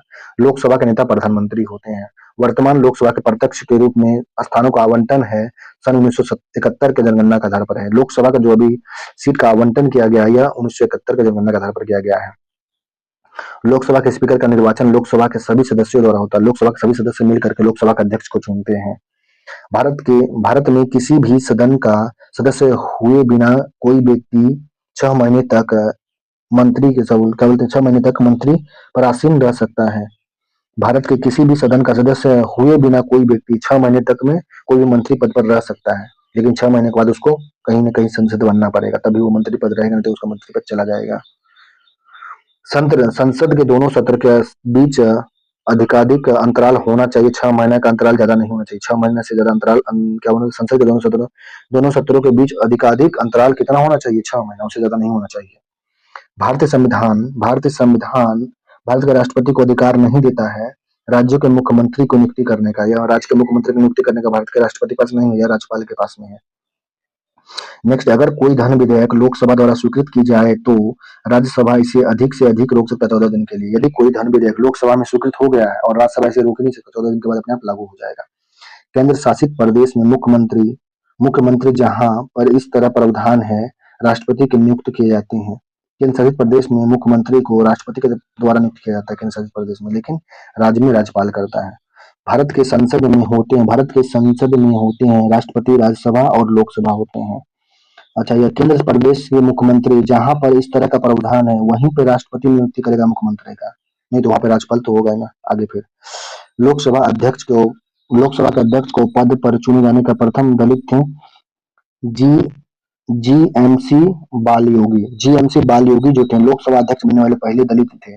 पहला दलित जो थे जीएमसी बाल योगी थे। ये क्या थे? लोकसभा अध्यक्ष बनने वाले पहले दलित थे। जब जब संवैधानिक संशोधन का विधेयक राष्ट्रपति के पास होता है तो वह अपनी स्वीकृति प्रदान करने के लिए बाध्य होते हैं। जब संवैधानिक संशोधन का विधेयक राष्ट्रपति के पास है तो वह अपनी स्वीकृति प्रदान करने के लिए बाध्य होते हैं। राष्ट्रपति पद के चुनाव के लिए जमानत राशि 15,000 रुपए होती है। राष्ट्रपति की सलाह के लिए लोकसभा को भंग कर सकता है प्रधानमंत्री। राष्ट्रपति की सलाह से लोकसभा को प्रधानमंत्री भंग कर सकता है। रामनाथ कोविंद भारत के 14वें राष्ट्रपति थे। द्रौपदी मुर्मू 15वें राष्ट्रपति हैं। रामनाथ कोविंद राष्ट्रपति पद का प्रत्याशी बनने के लिए बिहार राज्य के राज्यपाल के पद पर थे। रामनाथ कोविंद जब राष्ट्रपति बने उस समय वह बिहार राज्य के राज्यपाल थे। वह राष्ट्रपति जो सबसे कम समय के लिए पद पर रहे, जाकिर हुसैन सबसे कम समय के लिए राष्ट्रपति पद पर रहे थे। देश का प्रथम नागरिक राष्ट्रपति होता है। भारत का राष्ट्रपति 35 वर्ष का उम्र होना चाहिए बनने के लिए न्यूनतम। भारत का प्रथम महिला राष्ट्रपति प्रतिभा पाटिल थी। भारत का प्रथम महिला राष्ट्रपति प्रतिभा पाटिल थी। भारत का प्रथम जनजाति महिला जो होगा एसटी में आ जाएगी, अभी क्या हो जाएगी, द्रौपदी मुर्मू है। ये भी पहली महिला है, लेकिन दूसरी महिला राष्ट्रपति है। भारत के राष्ट्रपति पर महाभियोग चलाने की प्रक्रिया अनुच्छेद 61 के तहत की जाता है। अनुच्छेद 61 के तहत भारत के राष्ट्रपति पर महाभियोग चलाया जाता है। भारत के राष्ट्रपति को पदयुक्त किया जाता है न्यायिक प्रक्रिया द्वारा भारत के राष्ट्रपति को पदयुक्त किया जाता है। भारत के राष्ट्रपति को संविधान के उल्लंघन के मामले में महाभियोग लगा कर उसे पद से हटा सकता है। भारत के राष्ट्रपति जब संविधान का उल्लंघन के मामला में उस पर महाभियोग चलाकर उसको हटा सकते हैं। राष्ट्रपति के विरुद्ध महाभियोग का आरोप लगाकर उसे हटाने का प्रस्ताव पारित होना चाहिए संसद के दोनों सदनों के दो तिहाई बहुमत से। जब संसद के दोनों सदनों का 2 तिहाई बहुमत होगा तब भी राष्ट्रपति को हटा सकते हैं महाभियोग लगा करके। अनुच्छेद 61 के तहत 2 तिहाई बहुमत, संसद के दोनों सदनों का 2 तिहाई बहुमत के तहत राष्ट्रपति को महाभियोग लगाकर हटा सकते हैं। निर्विरोध निर्वाचित होने वाले प्रथम राष्ट्रपति एन संजीव रेड्डी थे। निर्विरोध निर्वाचित होने वाले पहले राष्ट्रपति एन संजीव रेड्डी थे। राष्ट्रपति के द्वारा किसी अपराध में दंड को कुछ समय के लिए निलंबित करना कहलाता है प्रतिलंबन कहलाता है। राष्ट्रपति द्वारा किसी अपराध को दंड को कुछ समय के लिए निलंबित करना प्रतिलंबन कहलाता है। भारतीय सेनाओं का सर्वोच्च सेनापति राष्ट्रपति होता है। भारतीय सेनाओं का सर्वोच्च सेनापति राष्ट्रपति होता है। भारत का राष्ट्रपति वीटो का प्रयोग नहीं करता है, विशेष अधिकार के तहत वीटो का प्रयोग नहीं कर सकता है। भारतीय संविधान का अनुच्छेद 123 राष्ट्रपति को शक्ति देता है संसद के विश्रांति काल के आदेश जारी करने का, विश्रांति काल आदेश जारी करने का संसद को भारतीय संविधान का अनुच्छेद 123 जो है राष्ट्रपति को शक्ति देता है कि संसद के विश्रांति काल के आदेश जारी करने का। डाक संशोधन विधेयक पॉकेट वीटो का प्रयोग ज्ञानी जेल सिंह ने किए थे। डाक संशोधन विधेयक जो था इसमें पॉकेट वीटो का प्रयोग ज्ञानी जेल सिंह किए थे। ज्ञानी जैन जेल सिंह ने किया था, राष्ट्रपति उस समय वो थे, पॉकेट वीटो का प्रयोग किए थे डाक संशोधन विधेयक पर। अंतरराज्य परिषद का गठन राष्ट्रपति करते हैं। अंतरराज्य परिषद का गठन राष्ट्रपति करते हैं। संसद द्वारा पास किया हुआ विधेयक तभी एक नियम कानून बन पाता है जब उसे पास किया जाता है राष्ट्रपति के द्वारा। जब संसद द्वारा पास किया हुआ विधेयक तभी कानून बनेगा जब राष्ट्रपति उसे पास करते हैं या उस पर सही हस्ताक्षर करते हैं। भारतीय संविधान के अनुसार राज्य का कार्यकारी अध्यक्ष राष्ट्रपति होते हैं। भारतीय संविधान के अनुसार राज्य का कार्यकारी अध्यक्ष राष्ट्रपति होते हैं। भारत के राष्ट्रपति जिन सदस्यों द्वारा चुने जाते हैं वे होते हैं पार्लियामेंट एवं राज्यों के विधानसभाओं के। भारत के राष्ट्रपति जिन सदस्यों द्वारा चुने जाते हैं वे होते हैं पार्लियामेंट एवं राज्यों के विधानसभाओं के। राष्ट्रपति के चुनाव के लिए निर्वाचन मंडल होते हैं संसद के दोनों सदनों राज्य विधानसभाओं में निर्वाचित सदस्य। संसद के दोनों सदनों और राज्य विधानसभाओं के निर्वाचित सदस्य होते हैं। भारतीय संविधान में राष्ट्रपति चुनाव पद्धति का स्रोत है आयरलैंड से लिया गया। भारतीय संविधान में राष्ट्रपति का चुनाव का जो पद्धति है यह आयरलैंड देश से लिया गया, आयरलैंड से लिया गया है। आयरलैंड से निदेशक तत्व भी आयरलैंड से लिया गया और यह राष्ट्रपति का चुनाव भी आयरलैंड से लिया गया है। भारत के राष्ट्रपति को पद की शपथ दिलाता है भारत का मुख्य न्यायाधीश। राष्ट्रपति को पद का शपथ कौन दिलाता है? भारत का मुख्य न्यायाधीश दिलाता है। भारत में राष्ट्रपति की मृत्यु पर पद त्याग हट जाने पर उसका रिक्त पद को भरने के लिए 6 माह की सीमा होनी चाहिए। कम से कम 6 माह के अंदर जल्दी से भर लेना चाहिए। यदि राष्ट्रपति की मृत्यु या पद त्याग दिया या उसको हटा दिया गया तो क्या करना चाहिए? राष्ट्रपति का पद रिक्त है तो 6 माह के अंदर उसको भर लेना है। भारत के राष्ट्रपति के चुनाव संबंधी विवाद के मामले को भेजा जा सकता है भारत के उच्च न्यायालय में। भारत के राष्ट्रपति द्वारा चुनावी विवाद के मामला को भेजा जाएगा भारत के उच्च न्यायालय में। सुप्रीम कोर्ट में राष्ट्रपति चुनावी विवाद मामला को भेज दिया था। भारत के जिस राष्ट्रपति ने पूर्व में लोकसभा अध्यक्ष का पद भी संभाला वो थे एन संजीव रेड्डी थे। एन संजीव रेड्डी थे जो पूर्व में लोकसभा अध्यक्ष भी बने थे और निर्विरोध चुने गए थे। एन संजीव रेड्डी थे। भारत का राष्ट्रपति संबोधित करके अपना त्यागपत्र लिखेगा उपराष्ट्रपति को। भारत का राष्ट्रपति संबोधित करके अपना त्यागपत्र लिखेगा उपराष्ट्रपति को। उपराष्ट्रपति अपना त्यागपत्र देता है उपराष्ट्रपति को। भारत के जिस राष्ट्रपति का कार्यकाल दीर्घ रहा राजेंद्र प्रसाद का, सबसे ज्यादा राजेंद्र प्रसाद का था। जब किसी विधेयक को राष्ट्रपति के पास भेजा जाता है तो कार्यवाही हेतु उसकी कोई समय सीमा नहीं होती है। जब किसी धन विधेयक को राष्ट्रपति के पास भेजा जाता है तो उसकी कार्यवाही हेतु उनकी कोई समय सीमा नहीं होती है। यूपीएससी के सचिव का चयन राष्ट्रपति करता है। यूपीएससी के सचिव का चयन राष्ट्रपति करता है। भारत के राष्ट्रपति का कार्यकाल 5 वर्ष का होता है। भारत के प्रथम राष्ट्रपति डॉक्टर राजेंद्र प्रसाद, सबसे ज्यादा समय तक बनने वाले डॉक्टर राजेंद्र प्रसाद थे। राज्यसभा और लोकसभा की संयुक्त बैठक राष्ट्रपति बुलाते हैं। राज्यसभा और लोकसभा की संयुक्त बैठक राष्ट्रपति बुलाते हैं। राज्यों के गवर्नर संविधान के अंतर्गत राष्ट्रपति है, अपने आचरण के लिए उत्तरदायी होता है राष्ट्रपति। राज्यों के गवर्नर संविधान के अंतर्गत राष्ट्रपति है, अपने आचरण के लिए उत्तरदायी है राष्ट्रपति। आकस्मिकता निधि को राष्ट्रपति व्यय कर सकता संसदीय स्वीकृति के बिना। आकस्मिकता निधि को राष्ट्रपति व्यय कर सकता है संसद की स्वीकृति के बिना। संघ की कार्यकारिणी का संवैधानिक प्रमुख राष्ट्रपति होता है। संघ की कार्यकारिणी का संवैधानिक प्रमुख राष्ट्रपति होता है। राष्ट्रपति एक मंत्री विशेष को हटा सकता है केवल जब प्रधानमंत्री ऐसी सलाह दे।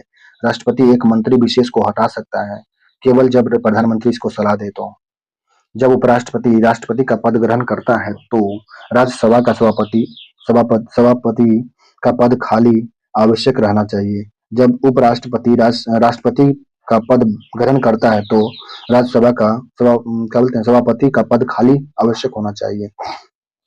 हमारे देश के लिए राष्ट्रपति ने सियाचिन ग्लेशियर पर प्रथम बार दौरा किया था एपीजे अब्दुल कलाम। हमारे देश के किस राष्ट्रपति ने सियाचिन ग्लेशियर का प्रथम बार दौरा किया था? एपीजे अब्दुल कलाम थे। उपराष्ट्रपति का कार्यकाल 5 वर्ष का होता है। उपराष्ट्रपति का कार्यकाल 5 वर्ष का होता है।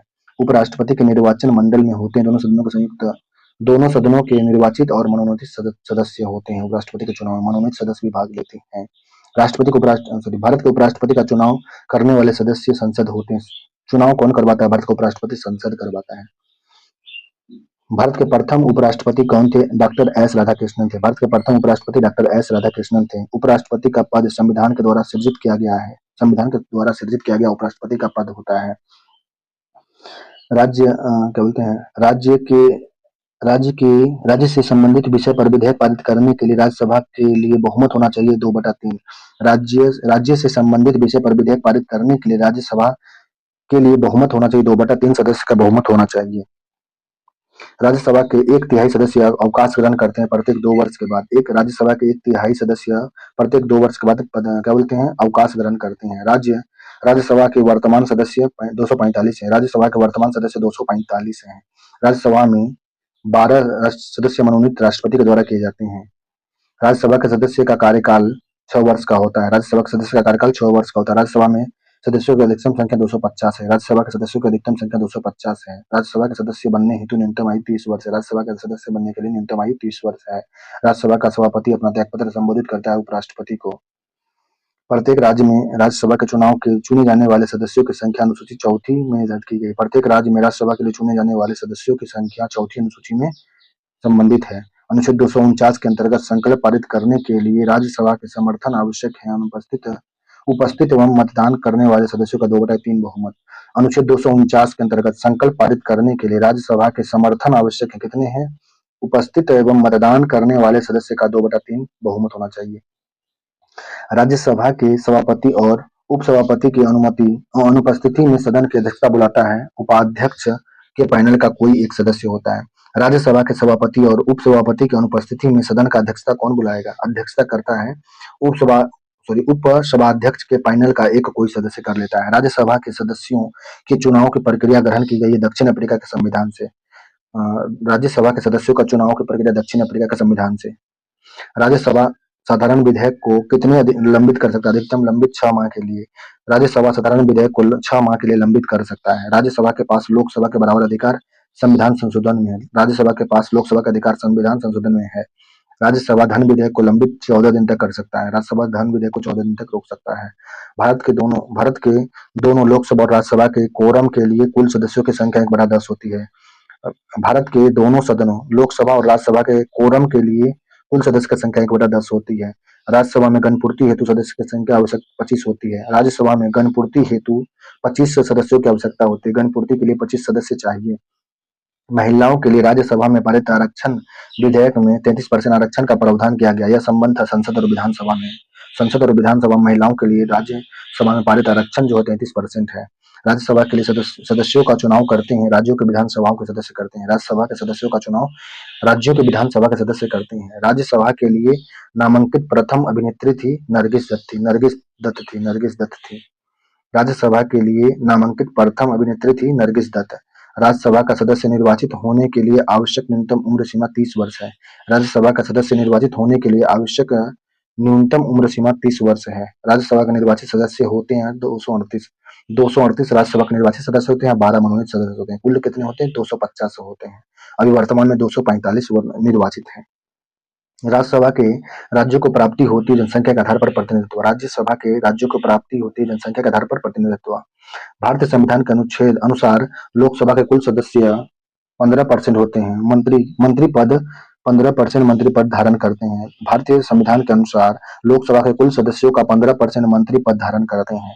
नवनिर्वाचित लोकसभा में तत्कालीन अध्यक्ष लोकसभा के वरिष्ठतम सदस्य को चुना जाता है। नवनिर्वाचित लोकसभा में तत्कालीन अध्यक्ष लोकसभा के वरिष्ठतम सदस्य को चुना जाता है। लोकसभा के प्रोटेम स्पीकर को पद का शपथ दिलाता है राष्ट्रपति। लोकसभा के प्रोटेम स्पीकर को पद का शपथ दिलाता है राष्ट्रपति। लोकसभा को भंग कर सकता है राष्ट्रपति। लोकसभा का अध्यक्ष अपना त्यागपत्र प्रस्तुत लोकसभा अध्यक्ष के पास।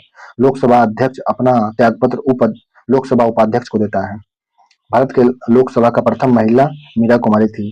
लोकसभा अध्यक्ष अपना त्यागपत्र लोकसभा उपाध्यक्ष को देता है। भारत में लोकसभा का प्रथम महिला अध्यक्ष थी मीरा कुमार थी। लोकसभा में विपक्ष का नेता बनने के लिए कम से कम कितनी सीट होनी चाहिए? 1/10 सीट होना चाहिए। कुल सीटों का 1/10 सीट होना चाहिए। लोकसभा के निर्वाचन क्षेत्र में परिसीमन की प्रक्रिया के लिए स्थगन किया 2026 तक किया गया। अध्यक्ष और उपाध्यक्ष की उपस्थिति के लिए राष्ट्रपति जिस व्यक्ति को नियुक्ति करे, अध्यक्ष और उपाध्यक्ष की अनुपस्थिति में उसके कार्य कौन करते हैं? राष्ट्रपति जिस व्यक्ति को नियुक्ति कर देता है। लोक लेखा समिति का अध्यक्ष होता है लोकसभा अध्यक्ष द्वारा नियुक्ति होता है। लोक लेखा समिति का अध्यक्ष जो है लोकसभा अध्यक्ष द्वारा नियुक्त होता है। लोकसभा के प्रथम विपक्ष के नेता कौन होते हैं? राम शुभम सिंह होते थे। लोकसभा के प्रथम विपक्ष के नेता कौन थे? राम शुभम सिंह थे। लोक लेखा समिति का अध्यक्ष लोकसभा अध्यक्ष होता है। लोकसभा के अध्यक्ष को चुन सकता है लोकसभा के सदस्यगण। लोकसभा के अध्यक्ष को लोकसभा के सदस्यगण चुनते हैं। मंत्रिपरिषद सामूहिक रूप से जवाबदेह होती है लोकसभा का। मंत्रिपरिषद सामूहिक रूप से लोकसभा के अध्यक्ष जवाबदेह होते हैं। मंत्रिपरिषद लोकसभा के प्रति जवाबदेही होते हैं। प्रथम लोकसभा के स्पीकर थे जीवी मामलेंकर थे। प्रथम लोकसभा के स्पीकर जीवी मामलेंकर थे। वह दल लोकसभा में विपक्षी दल होने का दावा रखता है जिसके पास न्यूनतम 55 लोकसभा सदस्य होना चाहिए और 1/10 सदस्य होना चाहिए, या 1/10 सदस्य या 55 सदस्य होने चाहिए। भारतीय संविधान के संयुक्त अधिवेशन की अध्यक्षता स्पीकर लोकसभा अध्यक्ष करता है। भारतीय संविधान के संयुक्त अधिवेशन की अध्यक्षता लोकसभा स्पीकर करता है, जबकि बुलाता है राष्ट्रपति इसको। लोकसभा के लिए चुनाव लड़ने के लिए इच्छुक व्यक्ति की न्यूनतम आयु 25 वर्ष होनी चाहिए। किसी विधेयक को धन विधेयक होने का अंतिम निर्णय लोकसभा अध्यक्ष देता है। लोकसभा का सचिवालय को सीधे देख-रेख में कार्य करता है संसदीय मामले के मंत्री। लोकसभा का सचिवालय की सीधे देख-रेख में कार्य करता है केवल संसदीय मामले का मंत्री कार्य करते हैं। लोकसभा को उसकी अवधि से समाप्त करने का पूर्ण भंग कर सकता है राष्ट्रपति। लोकसभा की उसकी अवधि के समाप्त होने से पहले ही भंग कर सकता है राष्ट्रपति या प्रधानमंत्री की सलाह पर। संसद में लोकसभा के कुल सदस्यों की संख्या हो सकती है 552। संसद में लोकसभा के कुल सदस्यों की संख्या 552 हो सकती है। संसदीय मंत्री परिषद उत्तरदायी होते हैं लोकसभा के प्रति। संसदीय मंत्री परिषद उत्तरदायी होते हैं लोकसभा के प्रति। भारत के उपराष्ट्रपति नहीं रहे एच एन बहुगुणा। भारत के उप प्रधानमंत्री नहीं रहे थे एच.एन. बहुगुणा नहीं रहे थे। भारत के प्रधानमंत्री राष्ट्रपति द्वारा नियुक्त किया जाता है। भारत का प्रधानमंत्री राष्ट्रपति के द्वारा नियुक्त किया जाता है। आर्थिक मामले का मंत्रिमंडल समिति के अध्यक्ष प्रधानमंत्री होते हैं। आर्थिक मामले के मंत्रिमंडल समिति के अध्यक्ष राष्ट्रपति प्रधानमंत्री होते हैं। भारत के केंद्रीय मंत्रिमंडल की बैठक की अध्यक्षता प्रधानमंत्री करते हैं। भारत में केंद्रीय मंत्रिमंडल के बैठक की अध्यक्षता प्रधानमंत्री करते हैं। भारत के प्रधानमंत्री का पद संविधान द्वारा सृजित है। भारत के प्रधानमंत्री का पद संविधान द्वारा सृजित है। कैबिनेट में सम्मिलित होते हैं केवल कैबिनेट मंत्री। कैबिनेट में केवल कैबिनेट मंत्री सम्मिलित होते हैं। भारत में प्रधानमंत्री अपना त्यागपत्र सौंपता है राष्ट्रपति को। भारत का प्रधानमंत्री अपना त्यागपत्र सौंपता है राष्ट्रपति को। प्रधानमंत्री बनने की न्यूनतम आयु 25 वर्ष है। प्रधानमंत्री बनने की न्यूनतम आयु 25 वर्ष है। इंदिरा गांधी राज्यसभा के सदस्य थी जब वो पहली बार भारत का प्रधानमंत्री बनी थी। राज्यसभा के सदस्य थी इंदिरा गांधी जब पहली बार वो भारत का प्रधानमंत्री नियुक्त की गई थी। सरकार के संसदीय रूप में राज्य की वास्तविक शक्ति निहित होती है मंत्रिपरिषद जिसकी अध्यक्षता प्रधानमंत्री के द्वारा होता है। सरकार के संसदीय रूप में राज्य की वास्तविक शक्ति निहित होती है मंत्रिपरिषद के पास जिसकी अध्यक्षता प्रधानमंत्री करते हैं। स्वतंत्र भारत के प्रथम कानून मंत्री भीमराव अम्बेडकर थे। स्वतंत्र भारत के प्रथम कानून मंत्री भीमराव अम्बेडकर थे। समानता समस्त महत्वपूर्ण निर्णय लिए जाते हैं कैबिनेट के द्वारा। समानता महत्वपूर्ण निर्णय कैबिनेट के द्वारा लिए जाते हैं। भारत में प्रधानमंत्री के कार्यकाल की अवधि 5 वर्ष है। जब तक प्रधानमंत्री लोकसभा का विश्वास प्राप्त किए रहता है तब तक 5 वर्ष के लिए। मंत्रिपरिषद होते हैं कैबिनेट से बड़ा निकाय होते हैं। भारत का प्रधानमंत्री सत्ता दल का अध्यक्ष हो सकता है। भारत का प्रधानमंत्री सत्ता दल का अध्यक्ष हो सकता है। भारत में मंत्रिपरिषद के अधिकतर सदस्य लोकसभा से होते हैं। भारत के मंत्रिपरिषद का अधिकतम सदस्य लोकसभा से होते हैं। मंत्रिपरिषद के सदस्यों के सामूहिक उत्तरदायी का अर्थ होता है अपने अपने विभागों के संचालन के लिए तथा दूसरे विभाग के लिए भी उत्तरदायी होते हैं। मंत्रिपरिषद के सदस्यों के सामूहिक उत्तरदायित्व का अर्थ क्या है? मंत्रिपरिषद का जो सामूहिक सदस्यों का जो सामूहिक उत्तरदायित्व है इसका अर्थ मतलब है कि अपने अपने विभाग के संचालन के लिए तथा दूसरे विभाग के लिए उत्तरदायी होते हैं। राज्य विधानसभा का न्यूनतम सदस्य 40 है। राज्य विधान परिषद की न्यूनतम सदस्य संख्या 40 है। राज्य विधान परिषद की न्यूनतम सदस्य संख्या 40 है। अनुसूचित क्षेत्र समिति के सदस्य राज्य सरकार द्वारा मनोनीत किए जाते हैं। अनुसूचित क्षेत्र समिति के सदस्य राज्य सरकार द्वारा मनोनीत किए जाते हैं। भारतीय संविधान के अनुसार विधान परिषद सदस्य बनने की न्यूनतम आयु 30 वर्ष है। विधान परिषद बनने के लिए न्यूनतम आयु 30 वर्ष है। विधान परिषद वाले राज्य की विधान परिषद के सदस्यों का कुल संख्या का उस राज्य का विधानसभा में सदस्यों की कुल संख्या हो सकती है, अधिक नहीं होती है, 1/3 अधिक नहीं होती है। विधान परिषद वाले राज्य के विधान परिषद के सदस्यों की कुल संख्या उस राज्य की विधानसभा के सदस्यों का 1/3 नहीं हो सकता है। 1/3 से अधिक नहीं हो सकता है। किसी राज्य में विधान परिषद का सृजन अथवा समाप्ति की जा सकती है राज्य विधानसभा के तत्वाधान संकल्प को पारित कर संसद द्वारा। किसी राज्य के विधान परिषद का सृजन अथवा समाप्ति की जा सकती है राज्य विधानसभा के तत्व संबंधी संकल्प को पारित कर संसद के द्वारा ऐसा कर सकता है। सामान्यतः विधानमंडल के ऊपरी सदन के सदस्यों की कुल संख्या निचले सदन की कुल संख्या का 1/3 होनी चाहिए। सामान्यतः विधानमंडल के ऊपरी सदन के सदस्यों की कुल संख्या निचले सदन की संख्या का 1/3 होनी चाहिए। भारत के जिन राज्यों में द्विसदनीय व्यवस्था है वह है आंध्र प्रदेश, कर्नाटक, महाराष्ट्र, तेलंगाना, उत्तर प्रदेश, बिहार। भारत के जिन राज्यों में द्विसदनीय व्यवस्थापिका है यह कौन-कौन है? आंध्र प्रदेश में, कर्नाटक में, महाराष्ट्र में, तेलंगाना, उत्तर प्रदेश, बिहार में है।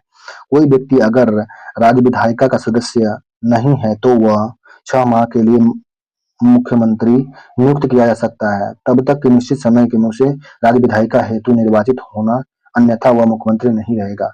6 माह के लिए कोई मंत्री बन सकता है। संविधान के अनुच्छेद 167 में मुख्यमंत्री के कर्तव्य का वर्णन किया गया है। संविधान के अनुच्छेद 167 में मुख्यमंत्री के कर्तव्य का वर्णन किया गया है। किसी राज्य के मुख्यमंत्री की नियुक्ति की जाती है राज्यपाल के द्वारा। किसी राज्य के मुख्यमंत्री की नियुक्ति राज्यपाल करता है। राज्यों के मुख्यमंत्री नियुक्त होते हैं। राज्य के मुख्यमंत्री नियुक्त होते हैं। सबसे अधिक प्रतिनिधित्व चुने जाते हैं राज्य में उत्तर प्रदेश में। उत्तर प्रदेश में राज्य के 403 है सदस्य हैं। विधान परिषद विधान परिषद सदस्य का कार्यकाल 6 वर्ष का होता है। राज्य राज्य परिषद के उत्तरदायी होते हैं विधानसभा के प्रति। विधान परिषद का सदस्य का कार्यकाल 6 वर्ष होता है। राज्य परिषद उत्तरदायी होते हैं विधानसभा के प्रति। प्राक्कलन समिति अध्यक्ष अनिवार्य रूप से सत्ताधारी दल के सदस्यों में से होता है। प्राक्कलन समिति का जो अध्यक्ष होता है अनिवार्य रूप से सत्ता दल के सदस्य होते हैं।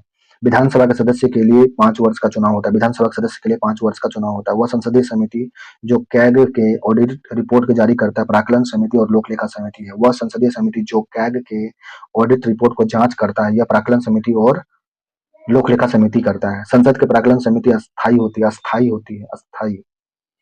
लोक लेखा समिति के सदस्य लोक लेखा समिति में लोकसभा से 15 सदस्य होते हैं। लोक लेखा समिति में लोकसभा के 15 सदस्य होते हैं। राज्य का वास्तविक कार्यपालिका प्रधान मुख्यमंत्री होता है। राज्य का वास्तविक कार्यपालिका प्रधान मुख्यमंत्री होता है। नेक्स्ट टॉपिक है क्या है? संघ की न्यायपालिका भारत का नियंत्रक एवं महालेखा परीक्षक है। जो आसानी से मिल जाए वो हमेशा तक नहीं रहता है और जो हमेशा तक रहता है वो आसानी से नहीं मिलता है।